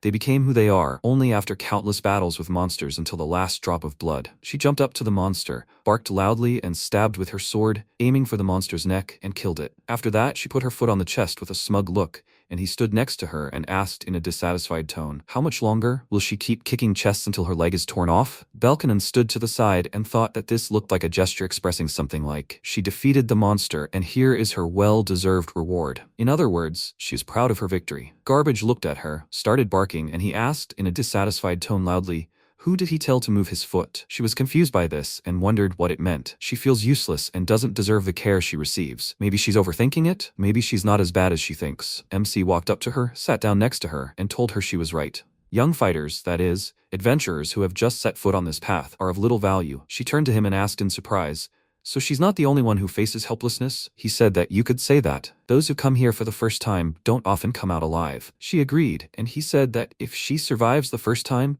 everything will be different for her. With each new attempt, she will only become stronger, time after time, and eventually she will be able to live up to her own expectations. She was surprised and asked if this even concerned her. He said that it was possible. She asked with a confused smile, "So, it's not certain?" He said that crying and being afraid are completely natural. The main thing is not to give up, and then she will definitely become stronger. He looked to the side and said that if the lock does not give in, it is better to retreat, because there is a high chance of an explosion. Raja got angry because of this, and loudly said that he should shut up, he can handle it. Belkanon laughed, and asked if she could take a closer look at his work. Hirumas agreed and said that she could do whatever she wanted. She stood up, agreed, and said that she would do so. She came closer. He turned to her and said that she should go rest. She said that she was not that tired. Will he be able to open it? He continued to work and said that now he would find out. He continued to work, and she said with an interested look that his skill was like a separate form of magic. He said that it even sounded somewhat mocking coming from her. She said in a cheerful tone that her magic was definitely not capable of such a thing. He was just about to open the chest, but at that moment, Garbage ran up and opened the chest with her foot. She examined the contents, after which she left with a satisfied look, and he said in a displeased tone that she should at least teach her some basic standards of decency. She asked, "Aren't they friends?" He denied it and said that she always looked at her so-called friend as weak. She smiled and thought that she seemed to see it exactly the same way. He looked inside. His attention was drawn to the sword and he asked if it looked like it. But was it really so? She, with a worried look, said that she couldn't say. Unfortunately, she did not have the skill to identify things. He said that the sword did not seem to pose a threat. He thought that either because of the magic that hovers in the labyrinth, or for some other reason, many such swords possessed special power. Whether this was the same sword or not could only be found out through appraisal. He took the sword in his hand, and Belkanon asked what they should do. He said that he proposed taking it with them, and there they will find someone who can appraise it. If he turned to him and asked loudly what he thought about it, the protagonist stroked Garbage on the head and said that he did not mind. She got angry and began to bark loudly. He said that he spent all his strength on spells. Belkanon was also exhausted. Besides, They found treasures and killed a monster. Wait, did he update the map? He was about to agree, but changed his mind, took out the map and said that he would finish drawing it now. He praised him and said that then they could return. Sometime later, the captain of the adventurer group was sitting in the tavern, slammed his mug on the table, and screamed loudly and angrily. He thought with a displeased expression on his face that Rodin was dead, turned to ashes, and everything was going very badly. Due to the state of his body, it was no longer possible to resurrect him. He complained about the priests and thought that he was losing one old comrade after another, and all the new ones were simply useless. From a group of 6 professionals, only he remained, and now he begs like a hyena on the very ground floors and ended up at the very bottom. All because of this damn dragon. The group broke up. All his close friends are dying like flies. He has a lot of problems. He said loudly with a very angry expression on his face how much he hated him. An old man with an amulet approached him and said that it looked like he had drunk too much. He shouldn't think twice. He wasn't judging. It's completely natural at a young age to drink so much. The adventurer turned to him and said that if he was looking for a partner, he was in the wrong place. He denied it, put food in front of him, and said that he was too old for this. He just wanted to give him some advice. Drinking is bad for the stomach. He should at least eat a little. He said with a distrustful look that nothing in this rotten city was done out of kindness. What kind of adventure was he trying to drag him into? The old man said that was putting it too strongly, but he had a question for him. Had he ever thought that he could do something other than what he was doing? He thought with a worried look that of course he had thought about it. If he hadn't gone down into the labyrinth, he would have earned fame, honor, money in the end. He wouldn't have to worry about strength and think about the labyrinth. Perhaps he should just start with a clean slate. The old man said that there was another way, however, especially if he wanted to achieve more than he had now. The adventurer drank the entire contents of his mug, wiped his mouth, and asked what he wanted from him. He said with a mad look that he needed him to kill someone. After some time, at the tavern, Bonds said that it seemed they had found the real Dragon Slayer sword. Belkanon was overjoyed to hear this, and loudly declared that they had succeeded. She ran up to Raraj, hugged him, and loudly asked if he had heard that they had stolen this sword. He seemed a little surprised by this, asked her to calm down, and said that however, it was not yet certain that it was a Dragon Slayer. Perhaps he was mistaken. He sheathed the sword and thought it was gratifying to see young adventurers eager for battle with fire in their eyes. He was about to say something, but Sarah turned to him and said that his years had long passed. He was now one of the oldest here. However, Little Garbage was still very young. People like her need to eat well. She handed her a piece of meat. She barked and began to eat. He handed her another dish and told the young lady that she should tolerate them a little longer. He had a friend who had died not long ago. He'll be resurrected, of course, but it wasn't much fun to hear that news. She picked up the sausage, continued eating, and barked contentedly. Belkanon helped Raraj up and apologized for accidentally knocking him down. He said with displeasure that she should exercise restraint, otherwise she'd accidentally kill someone. Bonza looked at them and thought that good people had gathered here. Each of them had their own path, but their paths intertwined, and they united into a fine group capable of navigating the labyrinth. They would certainly always encounter many obstacles along the way. However, it was impossible to say whether they would be able to overcome them. I wonder what their leader thinks about this. Sesmar sat behind the counter and said with a smile that he never would have thought he would throw a feast. MC said he simply understood their emotions. For him,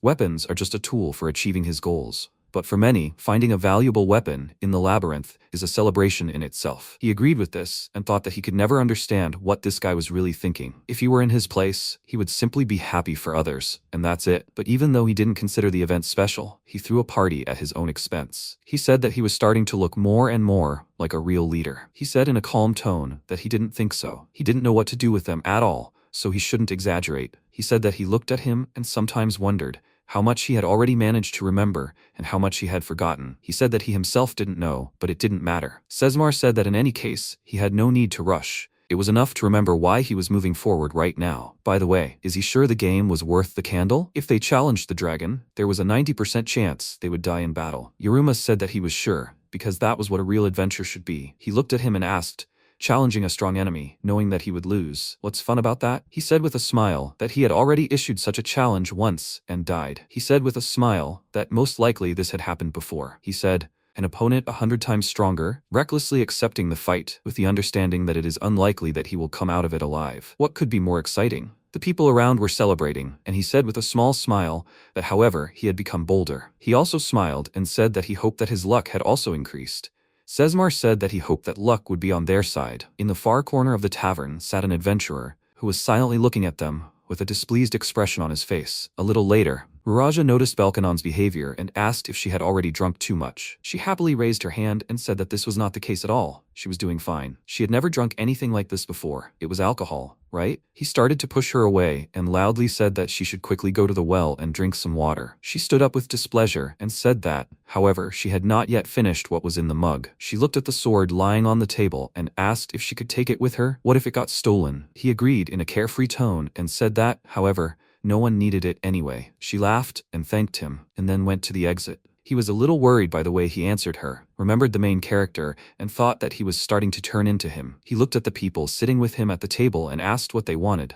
Moradin asked with a smile if he knew that in the desert land, people do not drink alcohol at all. The bonds asked loudly with displeasure if he knew about this, then why did he buy it? He said in a cheerful voice that he was curious what would happen if a person who had never drunk alcohol drank it. Sarah was also unhappy with his behavior and pinched him hard. He felt a sharp pain, and she called out to Garbage in a cheerful tone and asked how the food was. Was it tasty? She barked reluctantly, looked at Balkanon, who had come out of the tavern and had an idea. At the same time, she came out of the tavern and asked, "The well should be somewhere around here, right?" She felt a pleasant breeze and thought it was as if she were dreaming. She had managed to die, come back to life, undergo training, and take part in a full-fledged adventure. She drew water from the well into a bucket, scooped some water into her hands, and drank it. She felt a little better and thought that in a land where there was no need to worry about a lack of water, far from home, she began her adventurer's path. She made companions, 2 boys and a girl. Together, they found a weapon capable of slaying a dragon. She said that it was as if she really saw a sweet dream. Bank came out of the darkness to her and asked if it was really so. She was scared because of this, turned around at the sound of his voice and asked who was there. When he came out of the dark alley, she went to meet him and called out his name. He was a little surprised by this and asked if she really remembered his name. What a kind lady she was after all. She was confused by this, bowed to him and said loudly that she was very grateful to him for lending them money. However, she could not repay him yet and asked for forgiveness. He said that she misunderstood him. He did not come to demand money from her. He just wanted to congratulate her. Even though they were not close, he was sincerely glad that something good had happened to her in life. She did not understand him, and he asked if she had become stronger. She thought about it,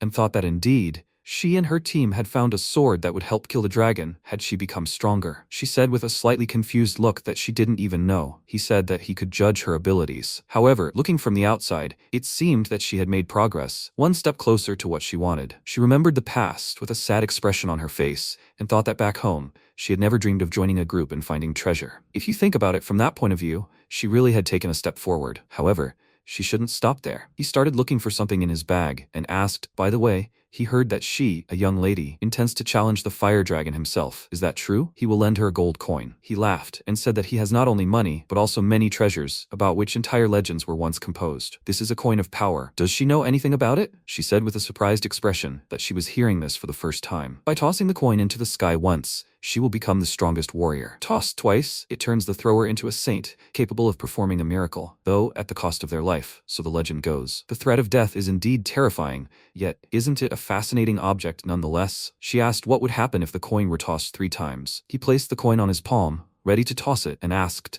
indeed, what would happen then? Perhaps nothing, or perhaps luck would smile upon her. He tossed the coin high, it hit the well, and she jumped to catch it. She looked at it with a worried look and asked in a worried tone, did it crack? She warned him about it, and the coin crumbled in her hands, and she became even more worried. He laughed and said that she was so lucky she saved her life. It seems that the goddess of luck herself favors her. Belkanon called Bank and asked if he was also an adventurer. He said that even if he were, he was always too much of a coward for such things. He is not an adventurer at all. Although the depths of the labyrinth beckoned him, fear always outweighed curiosity. By the way, she had a good ring. She should take care of it. She looked at her ring and started looking for it, but he had already left, and she thanked him. She plucked up her courage and thought, does the goddess of fortune favor her? She didn't know if this would ever help her. However, since he had given her a gift, it was worth repaying in kind. She wanted to rest a little, so she went into a dark alley, sat down on a box, and fell asleep. The people in the tavern continued to celebrate, and Garbage took her sword and went outside. She left the tavern, stretched, and yawned. She undressed, scattered her things on the street,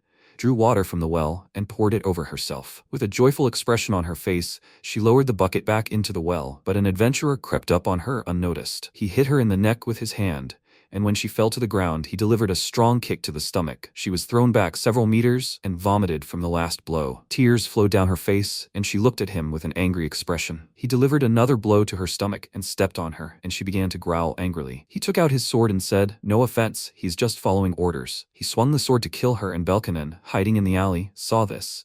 She plucked up her courage, ran up to him, swung the sword and loudly asked him to stop. He jumped aside, looked at her and asked, "Is she new?" She held the sword in her trembling hands with a very worried look and was breathing heavily out of fear. He noticed that she was shaking all over and said that she should leave before it is too late. "She doesn't want to die, right?" She said with a worried look that she didn't want this, but she wouldn't give up on her. She took the sword out of its sheath and thought it was terribly heavy, but it fit perfectly in her palm. She would leave behind the fear of the sword slipping from her hands. He clicked his tongue with a displeased expression and thought that she was a real giant. She might not be very skilled, but her physical abilities should not be underestimated. He ran towards her, and she screamed loudly in fear. He struck a strong blow with his sword, but she managed to block it.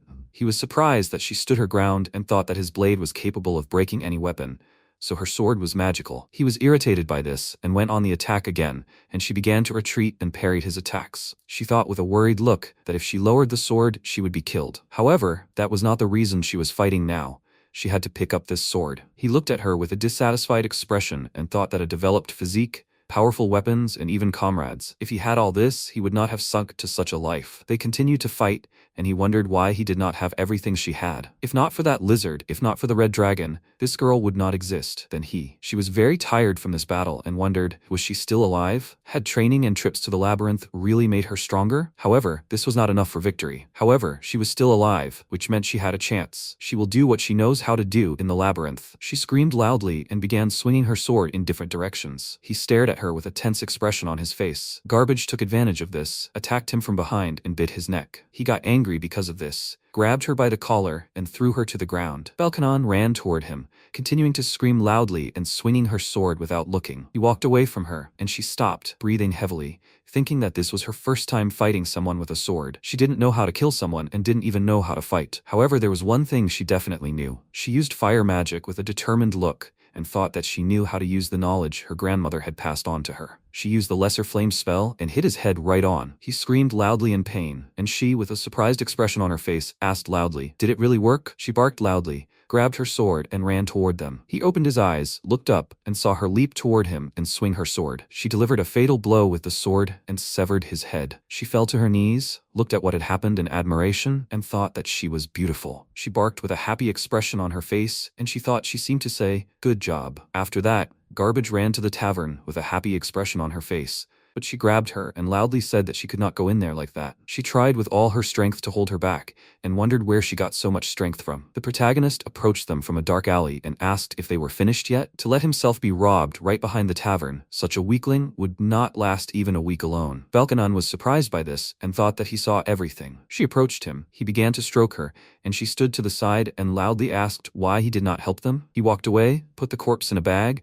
poured water from a bucket on the bloodstain, pouring it on Garbage too. After that, he threw her a bucket and said that she should help her get dressed. If someone shows up, she can say that she was robbed blind. She was surprised by this and asked if this was possible to deceive people in the city like that. He said in a calm tone that everyone behaves like this here. They went to get dressed, and she asked if she had become a mage again. She turned to him and said that she had never stopped being one. He agreed, and she asked in a confused tone what they would do with him. He hung the bag over his shoulder and asked if it was customary to take bodies to the temple, wasn't it? She got dressed and followed him, and Balkanon, with a thoughtful look, said that she would go too. They arrived at the temple. Annika saw them and was very surprised when she saw that they were all covered in dirt and blood. Immediately after that, she washed them both, changed her clothes and brought her to the room. The next morning she woke up and sat on the edge of the bed. She looked out the window and asked if she was fit for such a life. She was confused when she heard a knock on the door and allowed entry. She entered the room and asked in a friendly tone how she was doing. Breakfast was served. If she was hungry, she could come to the table. She wanted to refuse, but at that moment her stomach growled. She felt very embarrassed about this and said that she still would not refuse. After breakfast, they gathered in the hall,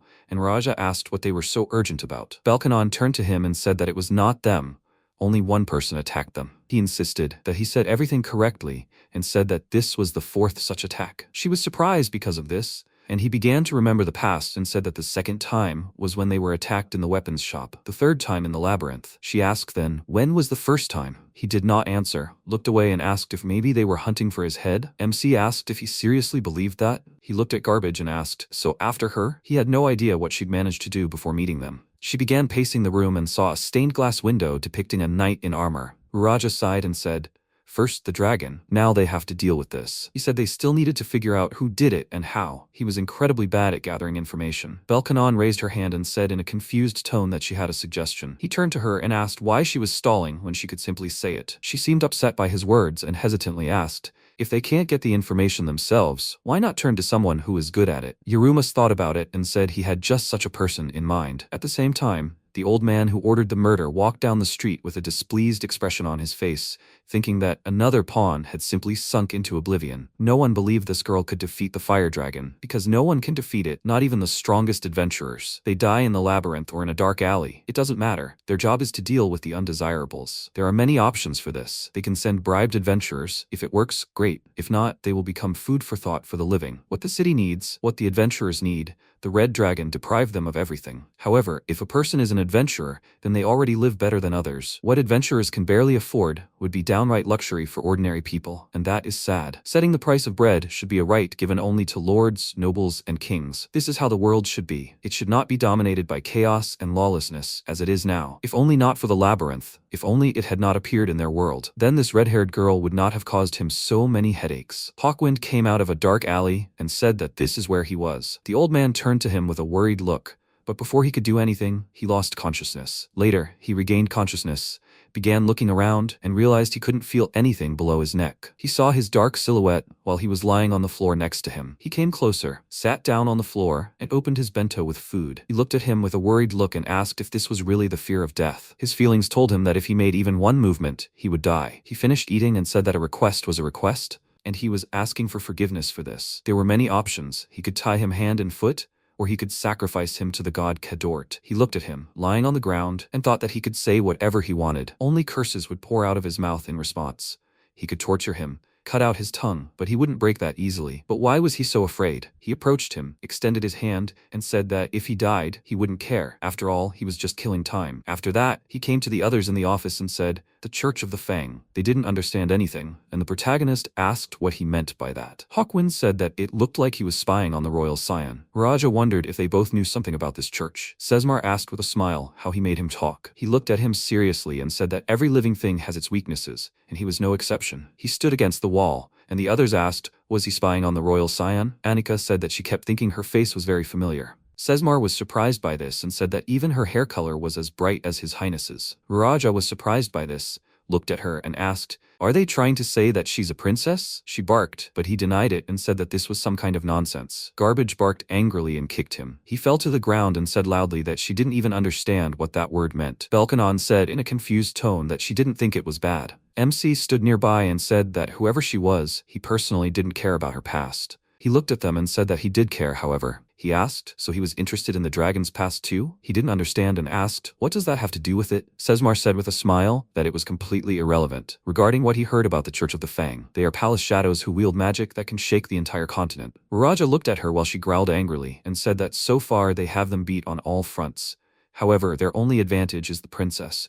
He jumped to dodge her blow and loudly said that she should stop hitting him for a word, the meaning of which she doesn't even understand. She chased after him, barking angrily, but Annika caught her, began to stroke her head, and said that the silence of the labyrinth would be much safer now than the noise of human life. Right. The falcon wind brings death. Hawkwind remained silent, and he, with a thoughtful look, said that of course, if they wanted to hide or protect, the labyrinth was the most comfortable place for such a thing. Within the walls of the labyrinth, no one was safe from its inhabitants. However, what if they were attacked here every night? Then they would not last long. Iruma said that he did not want anyone to interfere with their research. By the way, he did not tell everything, did he? Sesmar asked with a smile. What is the point of knowing more? There is no need to guess why they attacked now. They can just leave everything as is. After all, this girl will still go challenge the red dragon and die. Belkanon was troubled by what she heard and wondered, so because of her, they would all fall at the dragon's clutches? He said with a sly smile that he thought he understood. This was wonderful news. She was confused by what she heard, and Annika said with a smile that it all boils down to this. If she challenges the dragon, right? Sesmar said with a smile that, simply put,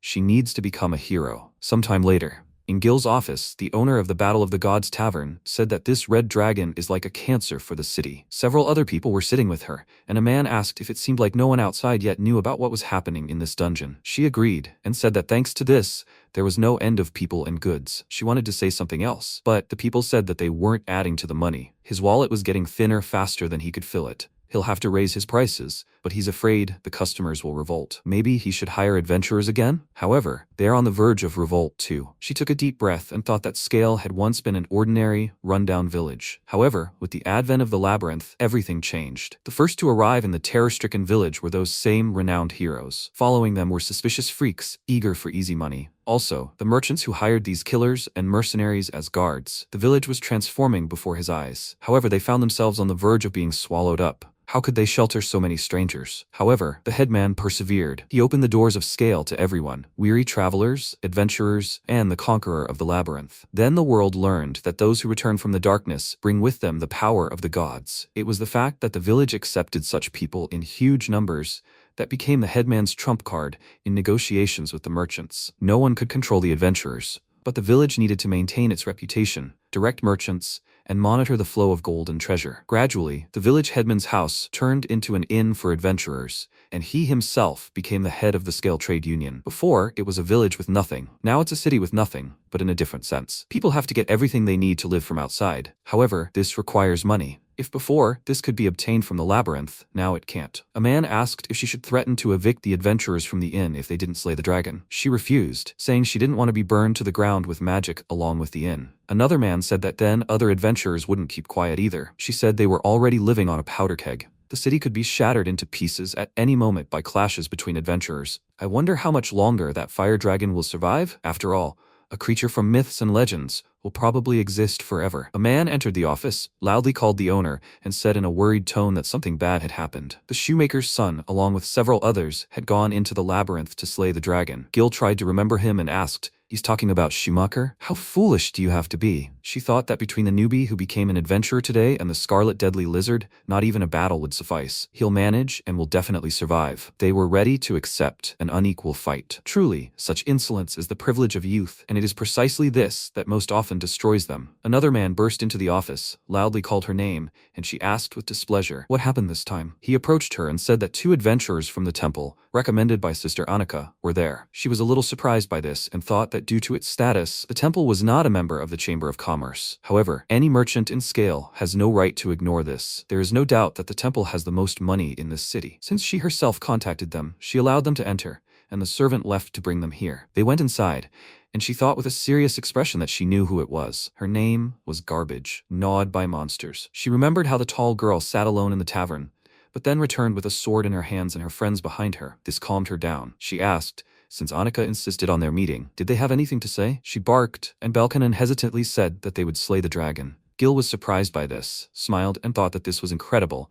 They simply could not be stopped. Now she understands how their ancestors felt. At the same time, Raja stood outside, looked into a dark alley, and saw a corpse of a man devoured by the crow. When the girls left the building, he approached them and asked if they were finished talking. She confirmed it. They walked down the street. He looked around and thought that there was not a single hint of surveillance. He remembered that the protagonist asked to go with them and thought that in the end, he was assigned to these 2 as a bodyguard. The work, of course, is not unnecessary, but it felt like all the hardest work was dumped on him. Belkanon turned to him and said that it was still good that he went with them. He did not understand her, and she said that after all, he had met with the dragon and many people from the guild and knew everything. He pointed at Garbage and said that she wanted to kill the fire-breathing lizard, and for that she had her, and he had nothing to do with it. He's just accompanying them where they need to go. She agreed with a small smile, and he asked if they'd come to an agreement. She looked a little confused and said that they probably had. He was surprised by this, and she said in a confused tone that she wasn't particularly good at negotiating. Even in her village, she hadn't really communicated with anyone. He looked around and thought that he didn't see anyone suspicious nearby,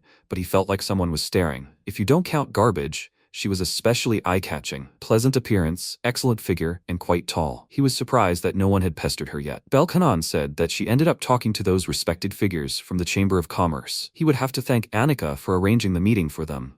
He said with a grin that it was good that Garbage was with them. There was no one else he could count on. She barked angrily and kicked him in the leg, which made him very angry. They continued walking, and she said that they had said they would be paid if they killed the dragon, of course. He turned to her and asked if she had at least remembered their names and faces. She agreed with a smile and asked, so that meant they had completed the first part of the plan, right? Raja said he wouldn't want to go on a one-way mission without getting anything out of it. She agreed, and he said that the hardest part was now returning to the labyrinth and killing the dragon. She agreed with a slightly worried look, and Garbage turned to them and made a sound, then walked on. He looked at Belkanon and thought that he never thought he would agree with her. He said that she herself had said that she would kill the dragon, and that passing was out of the question now. She, with a confused expression on her face, hesitantly said that she wasn't passing at all. He asked what she was doing then. She said she was just worried. He called it cowardice, but she denied it, and he thought he partly understood her. It wasn't about fear of the dragon, but about uncertainty of success. The words, "even if it works out, everything will be fine," would be a lie. In the end, they will all be responsible for the consequences. They all feel the same here. That's the best thing to say right now. He scratched his head and said that they needed to pray. She remembered MC and said that he told them so. Raja agreed and said that it infuriated him that he was repeating after him, but there was nothing to be done. All they could do was pray to them. He thought that they could prepare for the meeting with the dragon as much as they wanted.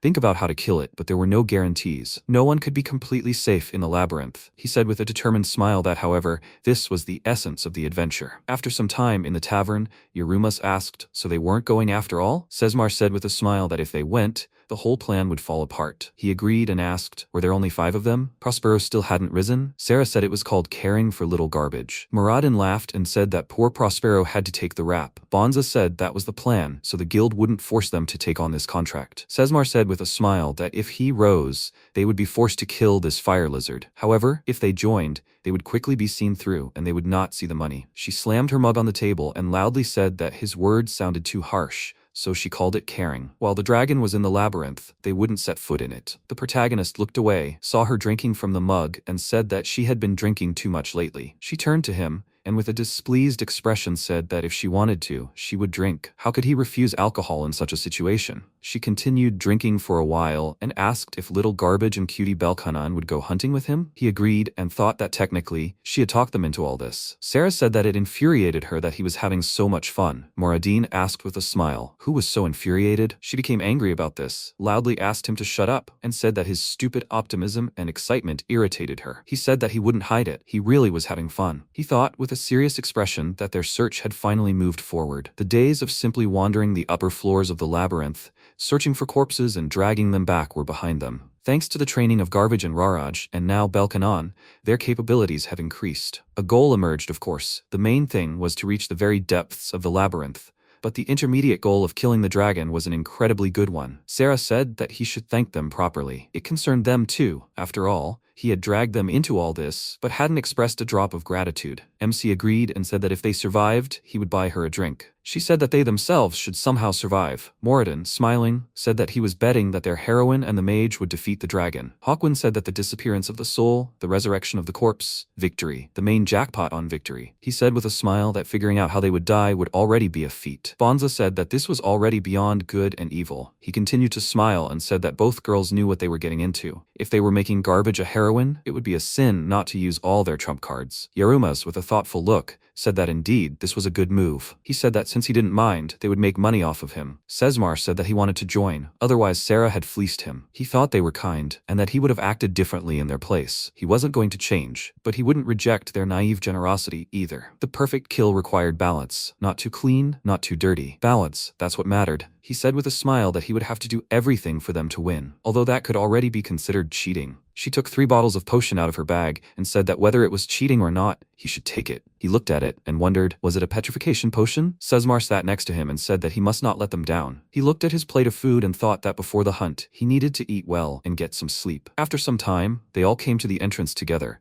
where Annika met them and said that she was ready to set off. Having heard about the dragon, she simply couldn't stay away and asked to join. They were confused about this, and the protagonist asked if he would be in the rear or on the front lines. She asked where he usually stood. He said with a grin that he was in the rear, since he was a mage after all. She said with a smile that she was a priestess after all, so she would also be in the rear. He agreed to this, and Belkanon asked if it was worth taking her along at all. Raja looked at the mace in her hands and thought that this time she didn't take a sword. Annika approached her and said that she had been carrying a sword last time too, despite being a mage. She agreed in a confused tone and asked if that was strange. She denied it with a smile and said that she didn't think so. However, maybe she should stand in the rear? She could yield to her. She said that it was not necessary since she had a sword. She asked thoughtfully if maybe she should take the sword too. They went inside and he said that there were usually so many adventurers here, but now there was no one around at all. That dragon was not a floor guardian, but a wandering monster. It seemed that it decided that moving was safer than staying in one place. They walked down the dungeon corridor and Raja asked if this was a good idea. He walked with them and said that if he wanted to meet the dragon, he would have to look for it. Garbage ran ahead. Belkana noticed this and loudly asked her to stop. She stopped, and he looked at her with a displeased expression and said that when he told her to stop,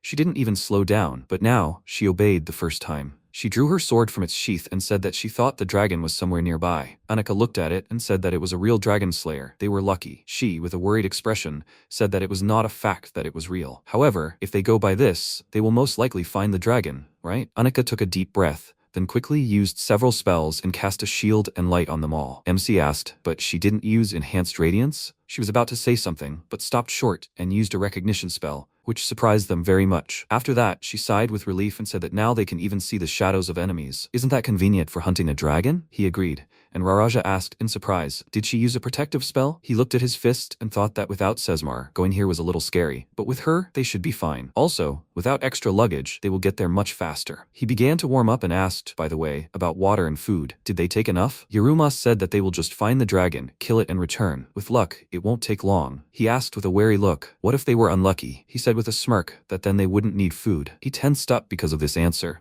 and thought that now he seemed to understand why he always smirked so depressively. After that, they went on and Raraja threw a coin into the corridor. The others followed him, and Annika said that she had cast the light, so there was no need for this test. He said with a calm expression that since he said to do it, then he would do it. They came to a fork. He turned to Belkanon and said that now it was her turn. She agreed, took out her sword, and concentrated on the sword.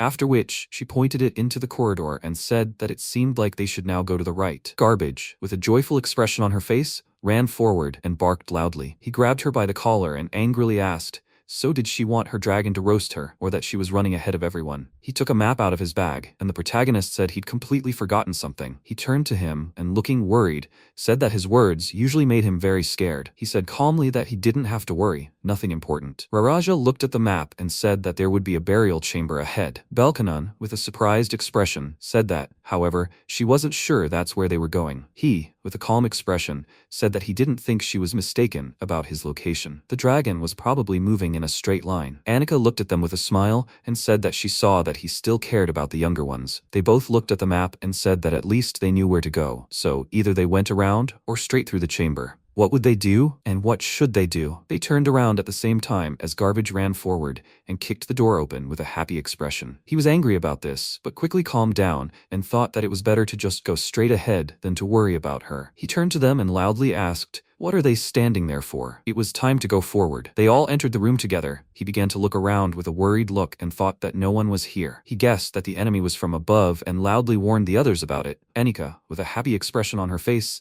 looked up and said that it was, after all, a giant dragonfly. He became worried about this, and at that moment, the monsters attacked them with fire breath. They began to fight, and she said that in some way, it was also a dragon. MC agreed and said that they should save their strength. Raraja, looking worried, said loudly that it was easy to say. He dodged a monster's attack at the last moment and thought he could see, and his body was moving on its own. Previously, he had only been fighting them off. However, now everything was different. When a dragonfly flew towards him, he dodged and cut off 2 wings with one blow of his dagger. The dragonfly fell to the floor, and Belkanon ran up and cut off the monster's head with a blow of her sword. She was surprised by what happened and said that she was able to kill it. He looked at the monster flying towards him and loudly said that she shouldn't relax. The next one was coming. She looked at it and thought that these flying insects didn't scare her at all compared to the dragon. She continued to fight at that very moment.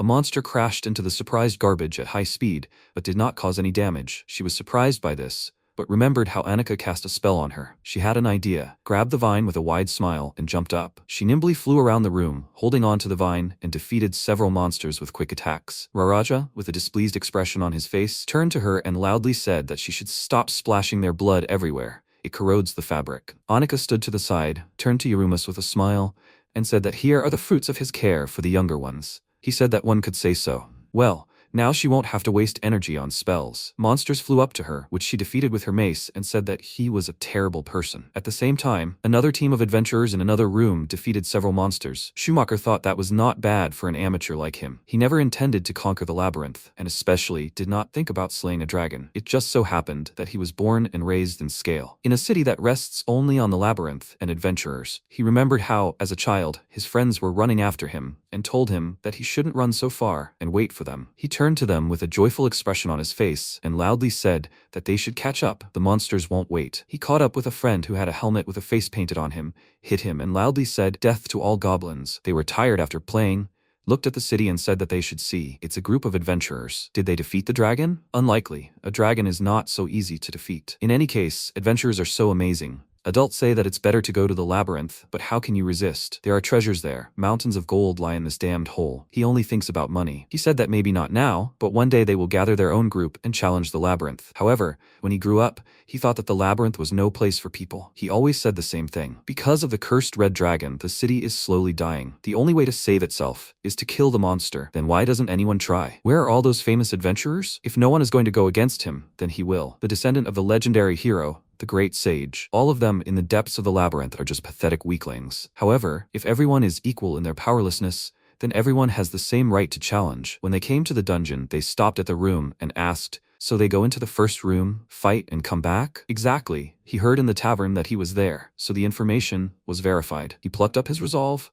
kicked down the door, and they saw monsters eating someone. When the battle with the monsters began, he was very afraid and thought that he didn't want to die. He needed to kill them to survive. When they defeated the monsters, he asked, "They're all safe, right?" His comrades agreed, and he said that was great. They'd been through a lot today, so they should be. He didn't have time to finish because the other adventurers said loudly that there was an open chest here. They came up, looked at it, and he asked if they should walk through the labyrinth a little longer. They agreed and said loudly that he was still full of strength. Besides, how were they going to find the dragon if they kept going through one room at a time? They needed to keep going. They walked on, and he wondered if they had been incredibly lucky, or if it was all just bad luck. Later in the corridor, they asked how they were going to get out of here now. Schumacher was surprised by this and asked loudly, "Didn't they draw a map?" One of them said that they did, however. He took it, looked at it, and with a worried look wondered where they even were. There was a map, but everything around looked the same. How were they going to get out of here now? They started to get nervous and asked what they should do now. Did everything have to be so complicated? They just had to go forward. Maybe it was better to stay here? Would they have to wait for certain death? No one would come for them. He said with a worried expression that, in any case, they just needed to go forward. They would eventually get somewhere. After some time,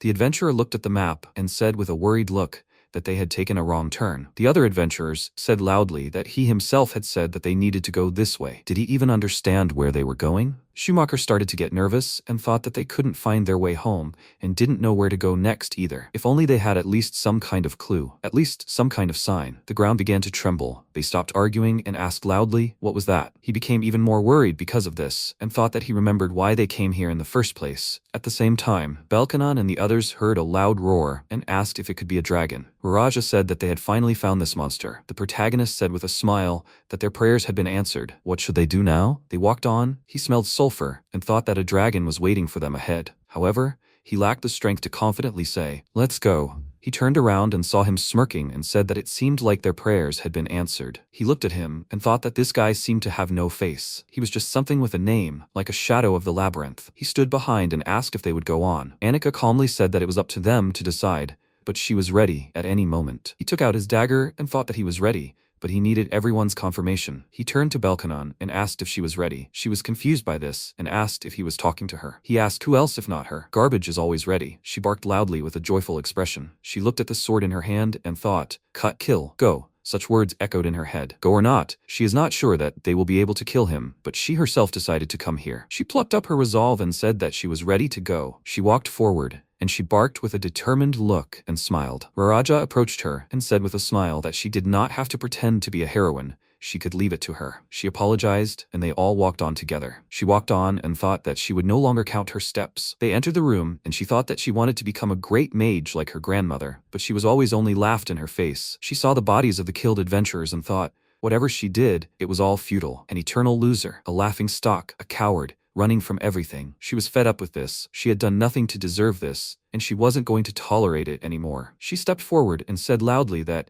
he probably didn't even remember her face. However, she hadn't forgotten him, the damned reptile. They ran in different directions, screaming loudly. Annika looked at them with a smile and thought that the fire dragon would inevitably use magic. She said that, however, she wouldn't give him that chance. She cast a spell and cast a silent spell on this monster. She said with a smile that now he wouldn't be able to resort to magic. Belkanon looked at the monster and thought that the dragon slayer had told her that his lungs hadn't fully expanded yet. This was their chance to finish him off once and for all. Unexpectedly, the dragon released a stream of flame from its mouth, aimed at her. She thought that even though his lungs hadn't fully expanded, It was enough to kill him. She stood her ground, despite the intense heat, and thought that, thanks to her great shield and dragon slayer, the flames weren't scary to her. Raja ran toward the dragon from the side, jumped, swung his dagger, and thought that his attacks were like an insect bite for him. He ran up to the monster's paw, thrust the dagger into a crack between its scales, but the dragon didn't even pay attention, and he thought that in this fight, he only needed to distract it. Garbage should shine. At that very moment, she jumped toward the monster and swung her sword.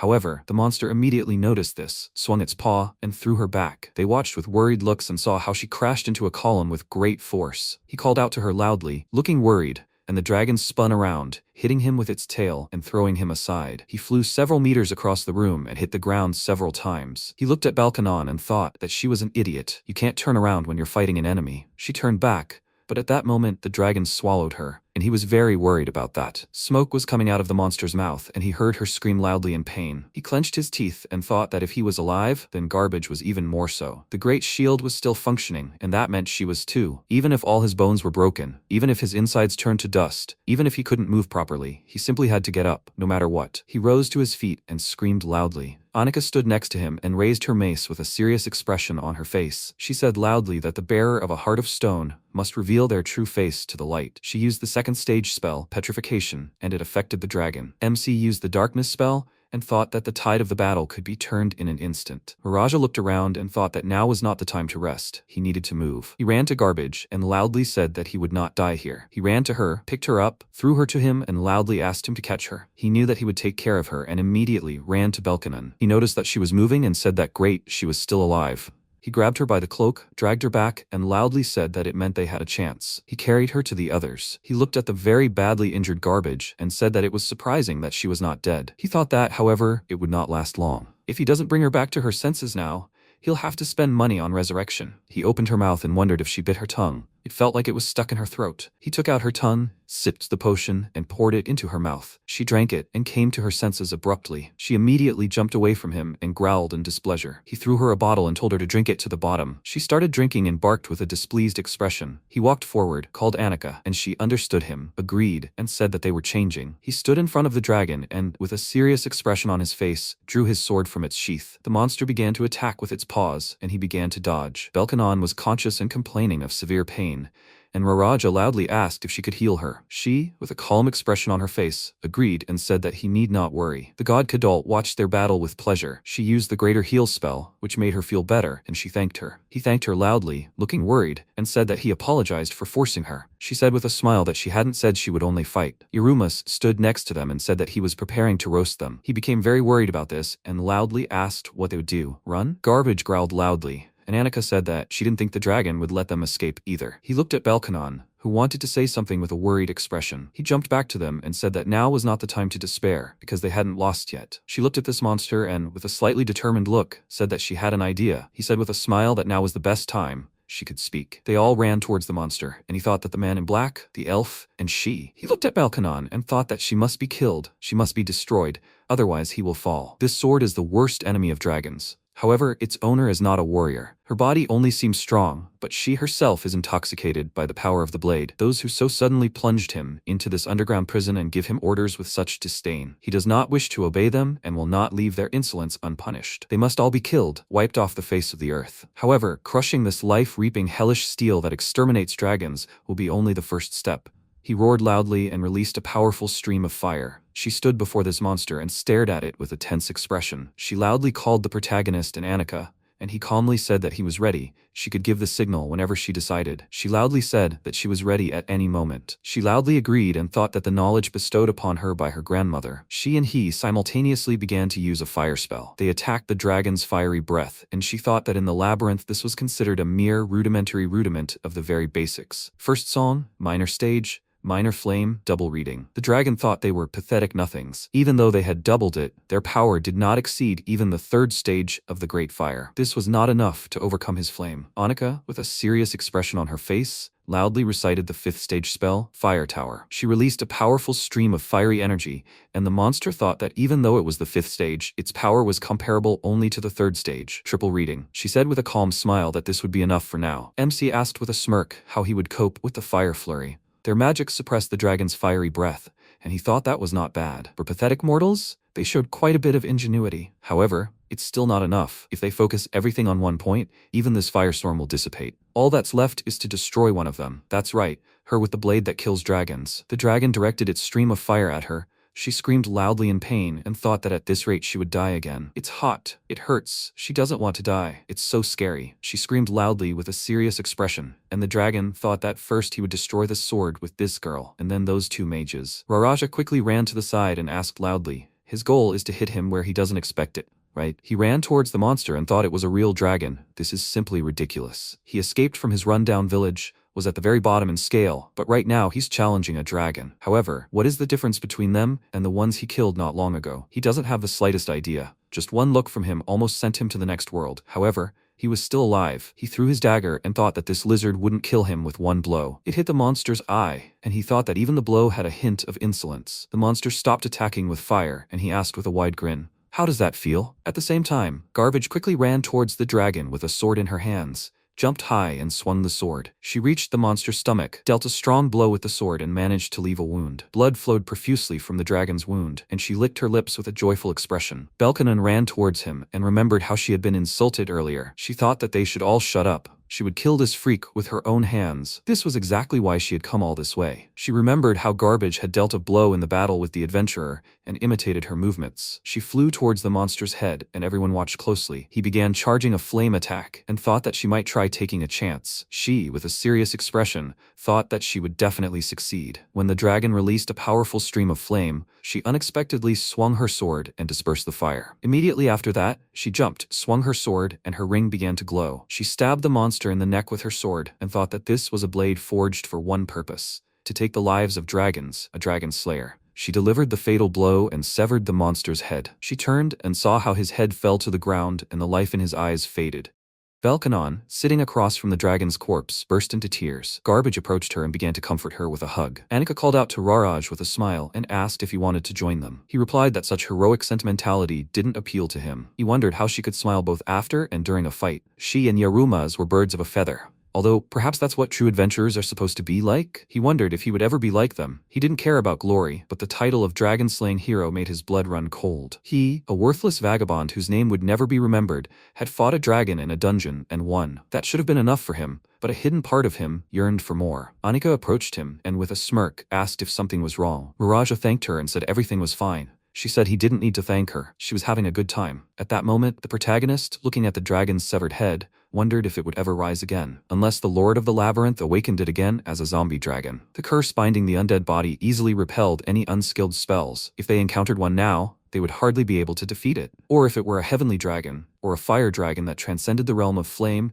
and became the spirit of all existence, or a black dragon with its terrifying melee might, or a golden child of vice. Were the memories of dragons flashing through his mind a figment of his imagination, or something else entirely? In any case, he would find out as he continued on his journey. Well, one could say they had managed it, even without losses. Nothing to complain about. The only thing is, because the dragon is considered a wandering monster, it didn't have a treasure chest. However, the scales and fangs will still yield a little gold. They were lucky, and he's quite pleased with that. It seems he's long since lost such feelings as rapture or the thrill of accomplishment. He can't remember what he was like in the past. Perhaps he's wandered the dungeons too long. He doesn't think he's accomplished anything great, but he's genuinely happy. He sees Belkanon, Garbage, and Raraja growing stronger. Now they can move on, deeper, even lower, to the very bottom of the labyrinth. It's best not to mention this to Sister Annika. Suddenly, MC heard a child groaning in pain next to him. He approached him and wondered if these children hadn't been so overconfident and hadn't attracted the dragon's attention, forcing it to waste its first roar on itself. The outcome would have been different for all of them. The protagonist asked if he was alive. In response, the boy tried to make some noise. He smiled and remarked that he was lucky. Yarumas considered thanking fate for not having come here alone. But in the end, he remarked that it was all settled. As soon as they returned, he would buy him a drink. After a while, they all came together to the bar. Gil joyfully exclaimed that drinks were on the house tonight. Let them drink as much as they wanted tonight. Everyone in the bar began celebrating their victory over the dragon. Prospero, sitting at a separate table, said he understood everything. While he was dead, this had happened. Thanks to this, he was able to peacefully resurrect himself and thus get to the drink. Sesmar, smiling, told him not to sulk so much about being ignored, because while he was asleep, they had made more money than just one dragon. At that moment, Moradin took 2 plates and said that Irumas was treating them, so they'd put it off. Bonza inquired if he'd told the host everything properly. He agreed with a smile and remarked that he didn't want any trouble. The old man replied that then everything was fine. Sarah called out to Prospero and asked that she had no doubt, but could a mage really cut off a dragon's head? He replied that it wasn't impossible, not that he could do it himself, but he knew a way to do it. That girl, Belkanon, hadn't she worn a ring? Bonza agreed and added that he'd overlooked that when assessing it. That's all. Prospero remarked that it was most likely a troll's ring back then. He knew that, didn't he? They say the ring contains healing powers and the power of a finishing blow. Neither the bishop nor Katlob had seen the object himself, so he couldn't say for sure. Sesmar wondered, but how could she, a mage, swing a sword like a warrior? Prospero exclaimed that it was obvious. She was simply trying her best, that's all. And garbage too. He kept silent about Irumas. After some fun and drinking, people began approaching Schumacher and asking if it was true that he had reached the dragon's lair. He agreed and explained that the girl had ripped open the dragon's belly and bathed herself in its blood. She had personally severed the dragon's head. This was nothing less than the beginning of a heroic saga. After a while, they left the bar and went outside. People, seeing garbage, began to comment on how she was a piece of trash, bathing in dragon blood. An artist wanted to paint her portrait and sell it. She was now a dragon slayer and supposedly one of some princesses. She was trash, standing in the same league as the 6 adventurers, garbage whom even a dragon couldn't resist. Miraja, overhearing all this talk, remarked that she had truly become a celebrity. Goal achieved, hadn't she? Irumas replied that it seemed so. He nervously asked, but was he really going to do it? MC agreed, and added that he wanted to drag garbage to the tavern and feed her dragon meat. Miraja thought with disgust that she was eating the meat of monsters from the labyrinth. He wished it were done somewhere else, not here. He remarked that he doubted any adventurer from Scale would agree to such a thing. The protagonist agreed, and said that he had never done such a thing either. He also remembered something. He tossed him a bag, and noted that it was a belt pouch. He had ordered Katlob to make it from dragon skin. Raraja was surprised to learn that the drawing tools were easy to get out of this bag. A great thing. If he's handing that over, that means the maps are on him now, right? He pointed out that such things were usually given in advance, not after they'd already been taken out. The protagonist replied that, as he'd said, he'd forgotten. He said goodbye and remarked that it seemed he'd already become a real adventurer. After some time in town, people, seeing Belkanon, began to say she was the girl who slew the dragon. She was horrified to realize that she was too conspicuous both in the tavern and the inn, making her feel uneasy. She'd fled from there, and now she stood out even more. Miraja approached her and remarked that with such a sword hanging from her belt, there was no way to hide. He'd offered to go with her. The girl excitedly said she'd already paid, after all. He wondered if she was being conscientious. She probably thinks she still owes him something. When will it dawn on her that the dragon's death has paid for all the resurrections for years to come? The boy remarked that it didn't matter to him. She wanted to walk through Scale today? Balkanon immediately brightened and agreed. Raraja said he didn't think there was anything particularly interesting there. She exclaimed that she simply only knew the labyrinth, the training grounds, the armory, the temple, and the inn. He remarked that that was quite enough, although that sounded more like Irumas's words. Well fine, they'll go there. After that, they arrived at the square,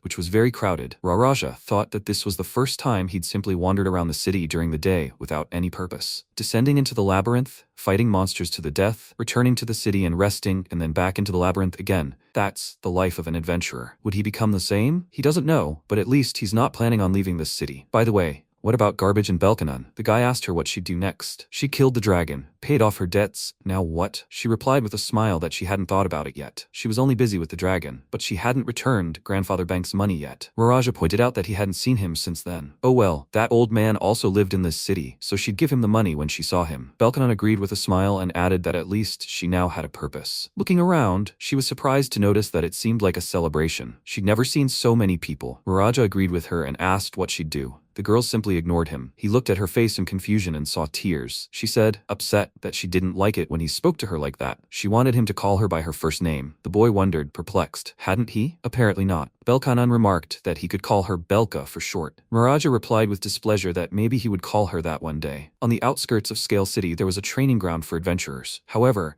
it was only formally in existence now. No one could control the adventurers. And yet, what was the point of this training ground? The answer is simple. It exists for the adventurers themselves. Adventurers never leave Scale unless they die, but even that doesn't always stop them. Her name is Belkanon, and she's a new adventurer. After some time, the group entered the labyrinth and began fighting monsters. Garbage, having gotten a taste of battle, began destroying opponents incredibly quickly. Belkanon worriedly wondered why she was still in Vanguard. It seemed the Dragon Slayer had completely lost his passion. Now he seemed like just a well-sharpened sword to her. She couldn't even believe that the battle with that dragon was real, but compared to that, Garbage's movements were impressive. She remarked that she seemed to be enjoying the destruction of everything around her today. The girl replied with a mischievous smile that it was probably because she had been splattered with dragon blood. At that moment, the protagonist appeared, saying that it was possible. A new enemy is approaching them from the flank. A lesser demon, Raraja charged, called out to Belkanon, and motioned for her to take the other side. The girl excitedly began casting her ability, wondering if this was proof the battle with the dragon hadn't been a dream. Wait, sleep. That was her new spell. In the first circle of the labyrinth, these were the simplest spells, but each one brought her such joy. Each one was precious to her, and she was proud of it. Belkanon plunged the lesser demon into a deep sleep, after which it fell to the ground. Raraja, seeing this, joyfully exclaimed that she had done well. Now they could fully focus on the gargoyles. The girl thought with incredible joy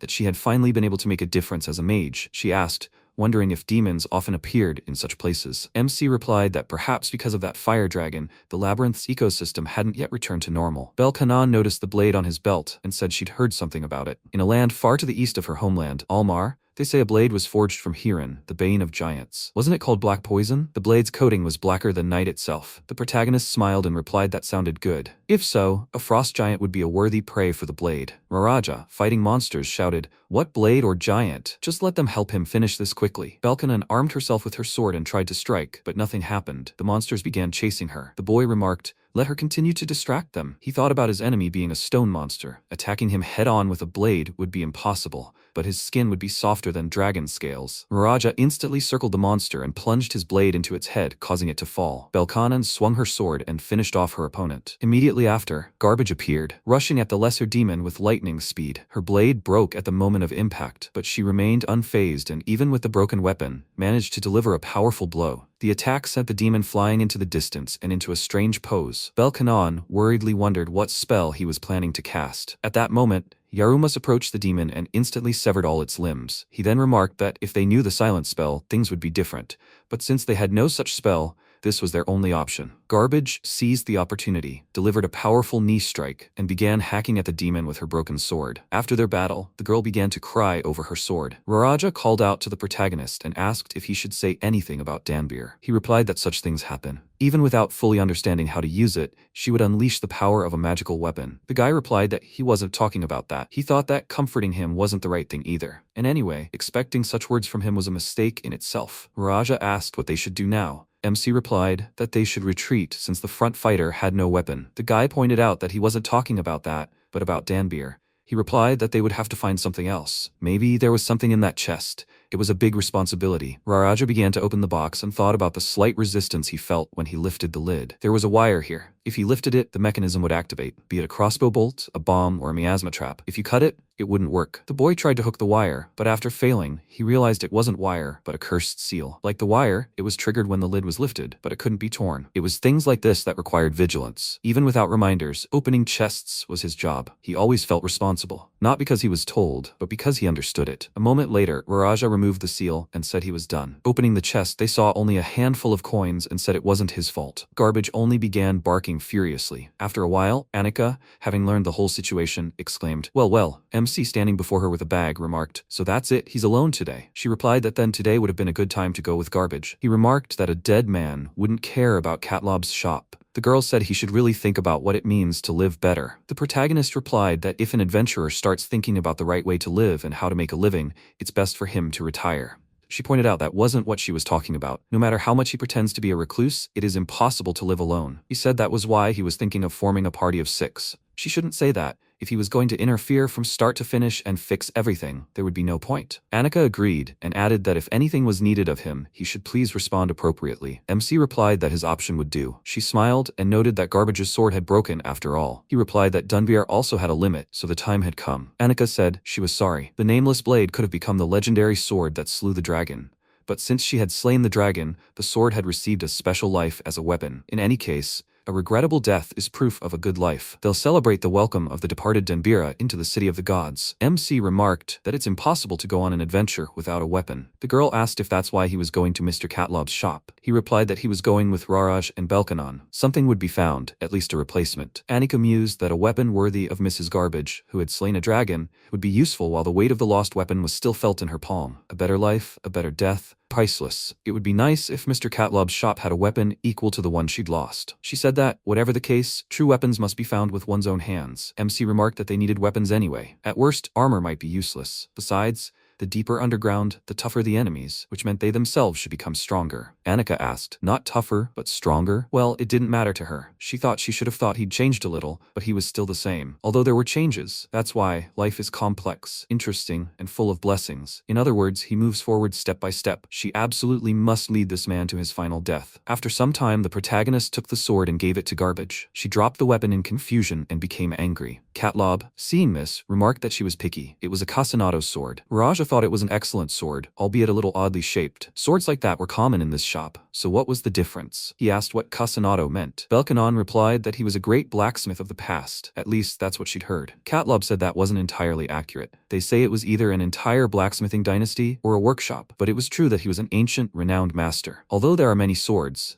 and each one a renowned blade, no two are alike. He took the sword in his hand and began to spin it rapidly. Belkanon, perplexed, asked what it was. Katlob replied that it was the Casanato sword, before which many warriors trembled. Raja asked if there were normal swords. He replied that this was a normal weapon. The girl said she thought it would be better to take the one that didn't spin. After some time, they went outside. Raja noted that he had ultimately chosen this too, also a Casanato. It turns out there are non-spinning swords. She was certainly picky. Belkanon replied that she was the one using it. She probably understood after all. The boy said that he hadn't said he didn't understand, it was just a luxury. He himself wasn't exactly indifferent to tools. Raja reflected that by choosing his equipment and tools, he had finally found himself on the front lines. He had reached the level where he could actually choose, and this fact itself pleases him most of all. And a new knife, and lockpicks, and the map bag Yarumas gave him. His heart is racing, and that's a luxury too. They're like some kind of retinue, although no, it's him. Garbage is trash who can't even eat a dragon. Belkanon is a mage with a sword that killed a dragon. And he, it turns out, is like an errand thief. For a skinny kid who ran away from his hometown, that's already a luxury. The girl called out to him and asked if he was looking for someone in the labyrinth. Raja inquired, didn't he say? He did say he used to be in a different group. Well, those guys weren't the best. Then his comrade died. His body is still there, so he's looking for it. Belkanon remarked that she thought it would be good to find it. She ran up to Garbage and said that there might be another sword in the labyrinth. So she offered to search together. She would also help. Miraja smiled, thinking that the labyrinth was full of treasures. Maybe he'd even find another Danbira there. Now the search for the sword was added to the search for the body, but so be it. At that moment, not far from them, Hertz struck Orly and urged him on. She picked up the sword and thought about how cold she felt. She felt as if death was creeping up on her, and if she died, it was a curse,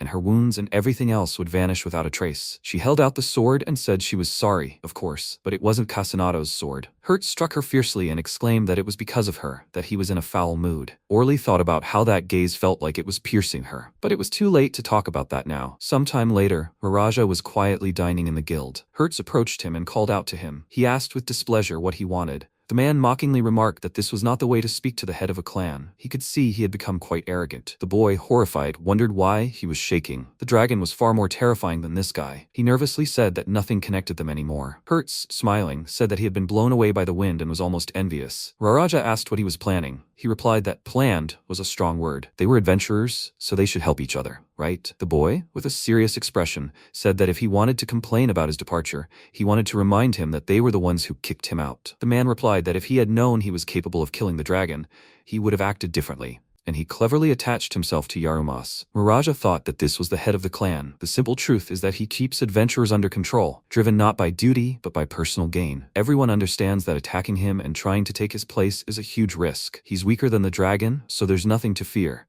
But that doesn't change the fact that he can take him out with a single blow. Hertz added that with this corpse carrier and this scum, and that huge girl on top of that, the most he could do was serve as a porter. Miraja nervously asked what he wanted from him. He replied mockingly, "Don't look at him like that, he's just joking. He had business with him. It's a shame to lose fighters like him. He thinks they'll be having a selection process now too. Had he heard of the golden key? It's a treasure on the second underground level, and interestingly, even if you take it, it reappears. This happens with other treasures too, but this one always appears in the same place. Newbies are sent for this one, to weed out the rabble right away. So first, shouldn't he go get the golden key? Alone, of course. Raja replied that he had no benefit from it. Hertz, with a sly smile, asked, "He's looking for Lei's daughter, isn't he? If he brings the treasure, he'll tell him where she is." After a while, the boy sat down in the dungeon. Yarumas inquired why he agreed. At that moment, Belkanen and Garbage were fighting with practice balls. MC, watching this, thought that Kasanato's thin sword was confusing after Danbir because she wasn't trained in proper fencing. There was no defeating these labyrinth monsters. A fighting style against them could only be learned through practice. To survive, all that remained was to accumulate experience.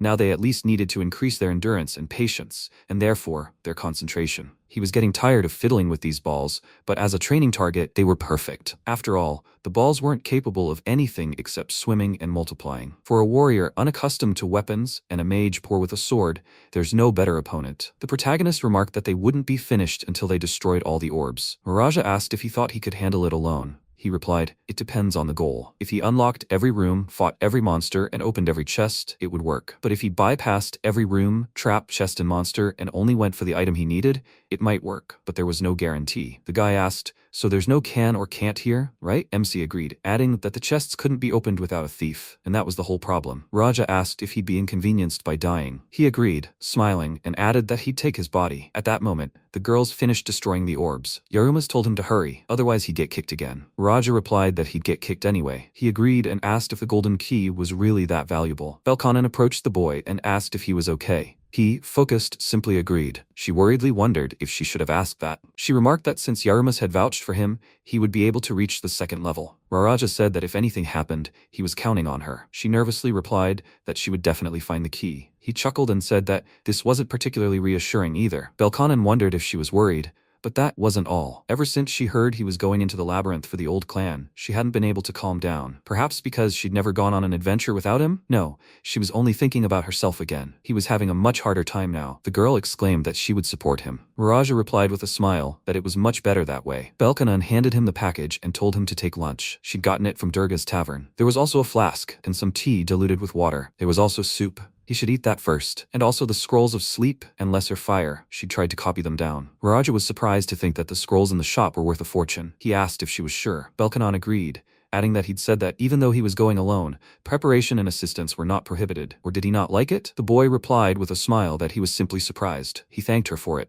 Belkanen handed him the bag and remarked that it was a gift from Yarumas. Raja, surprised, said that was suspicious. She asked, "Really?" She didn't think so. The boy emptied the bag and saw a gold coin slithering around. He nervously said he was a bastard. Tell her to tell him to at least give him the ring with the stone. Belkanen replied, "Let him speak up himself." Raja said, "Let her forget what he said." She wondered if he would definitely return alive. After that, the boy entered the waiting room. The adventurers began asking him to join the group. Looking at the coins, he reflected that the second level of the labyrinth, which he had already navigated many times, was free of traps. Or rather, there hadn't been any until now. There was something in this labyrinth that could suddenly change its structure. Compared to his own life, mind, and concentration, it was worth the time. He wasn't going to blindly believe everything Yarumas said, but if he found something useful, he would take it into account. This gave him peace of mind, but that didn't mean it was safe. If he demanded complete certainty, he wouldn't make any progress, and wouldn't even set foot in the labyrinth. Although that time had been due to some suspicious spell and not of his own free will, he still had a good character. Back then, he hadn't had the courage to venture into the labyrinth alone, but now he had that character to be proud of. Raja pulled out the map and mused that, according to their words, the key was somewhere around here.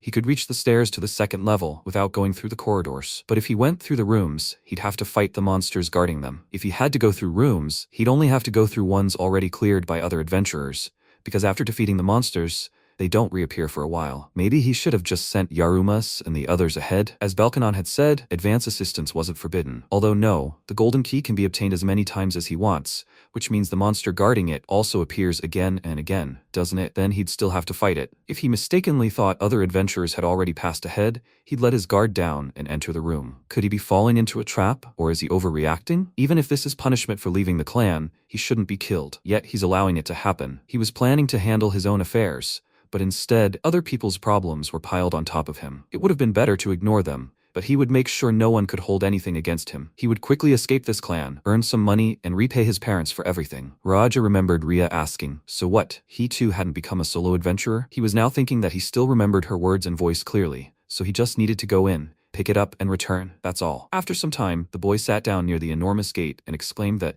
no matter how hard he tried, the door wouldn't open. There should be a room behind the door with a golden key, but something didn't add up. Maybe it was a trap after all? But even if he returned now, they still wouldn't believe him. He sensed that something dangerous was about to appear. Raja reflected that, after contacting Yarumas, this time everything had been limited to already cleared areas. Recently, there had been gold and silver chains, and also a sword that had killed a red dragon, but the main goal was to collect bodies. This meant that they most often entered already cleared rooms, unless they were looking for something valuable. Even if Yarumas knew what was needed to obtain the golden key, he wouldn't be looking for it, so he was left to check and explore the rooms he already knew. Assuming that there were monsters in uncleared rooms, the question was how to get through it all. This labyrinth, according to Yarumas, looked like a black and white grid. The space itself was distorted by seemingly equal-sized cells, but in reality, this grid could expand and contract, and this applies to both the rooms and the monsters themselves. If he were forced to enter a room, he would retreat until a suitable opponent appeared, close the door, and then reopen it. As if the door were connected to another dimension, the monsters that appeared changed every time. However, if he encountered a monster he could escape, he'd try. If he opened the door and found a red dragon, he'd be finished. Well, no one said he had to find it in one go, right?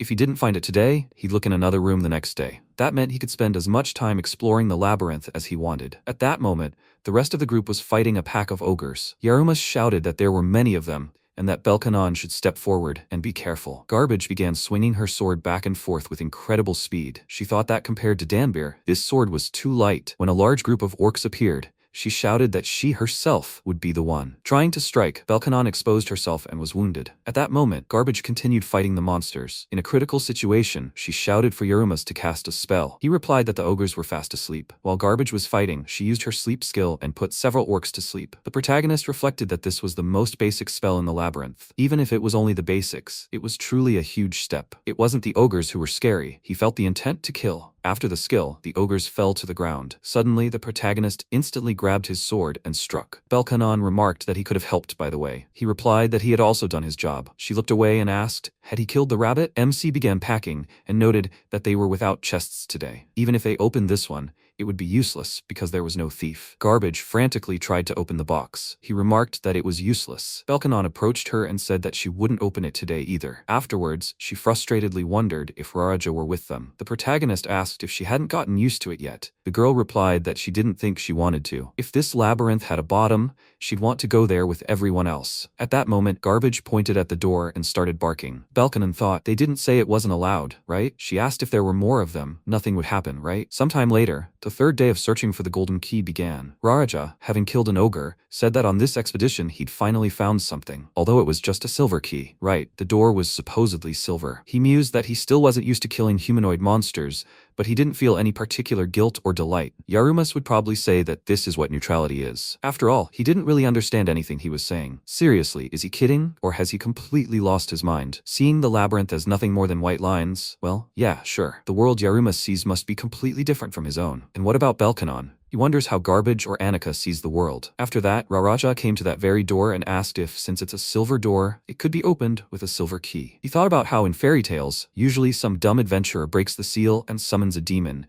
and then a hero appears and defeats it. Usually, it's someone chosen by heaven, but in the labyrinth, everyone is equally equal at the very bottom. If such a hero really exists, they'll surely emerge from the labyrinth itself. For example, like the red-haired and black-haired girls who emerged from the labyrinth as dragon slayers. At best, they'd be an all-star team. Even if he summoned the demon, those 6 adventurers would deal with it, and Yarumas and Belkanon would take the body. He would reach the very bottom at any cost, without dying even once. After that, the boy opened the gate with the key and entered, where zombies were already waiting. Raja thought he should watch his step. How could he possibly cope with so many? They say zombies' claws and fangs contain a paralyzing poison, and it's much more unpleasant than it sounds. In a solo expedition, it's almost the same as losing your head. Should he run? Although, that too could be dealt with. The boy charged, destroying the slime on the floor. Suddenly, a zombie almost scratched him. Miraja managed to dodge and thought about how lucky he was that the body was moving. What would Yarumas or garbage have done with Belkanon in such a situation? Wait, he has scrolls. If this works, great. He pulled it out, cast a spell, and used the scroll, causing all the zombies to fall to the floor. Miraja charged, exclaiming that even if they were rotten, their brains were still there. Although, isn't the brain what produces snot? He finished off all the zombies and remarked that he should thank her. Entering the next room, a statue appeared before him with the inscription, "He killed millions of these." Confused, Miraja asked what he should do with this now. He wandered through the corridors and said that a newbie definitely couldn't do this alone, although it sounded like he wasn't a newbie anymore, especially after the battle with the red dragon. But he knew more than she did. So if they met again, he could tell her a lot with the air of an experienced elder. After some time, Raja placed the statue in front of the door, after which it opened. He wondered if there must be a golden key behind this door. He approached another door but couldn't open it, and he reflected on how, in the end, it had taken him 3 more forays before he found the copper key and the frog figurine and returned. Belkanon helped him 3 times. After some time, Raja returned to the rest of the squad.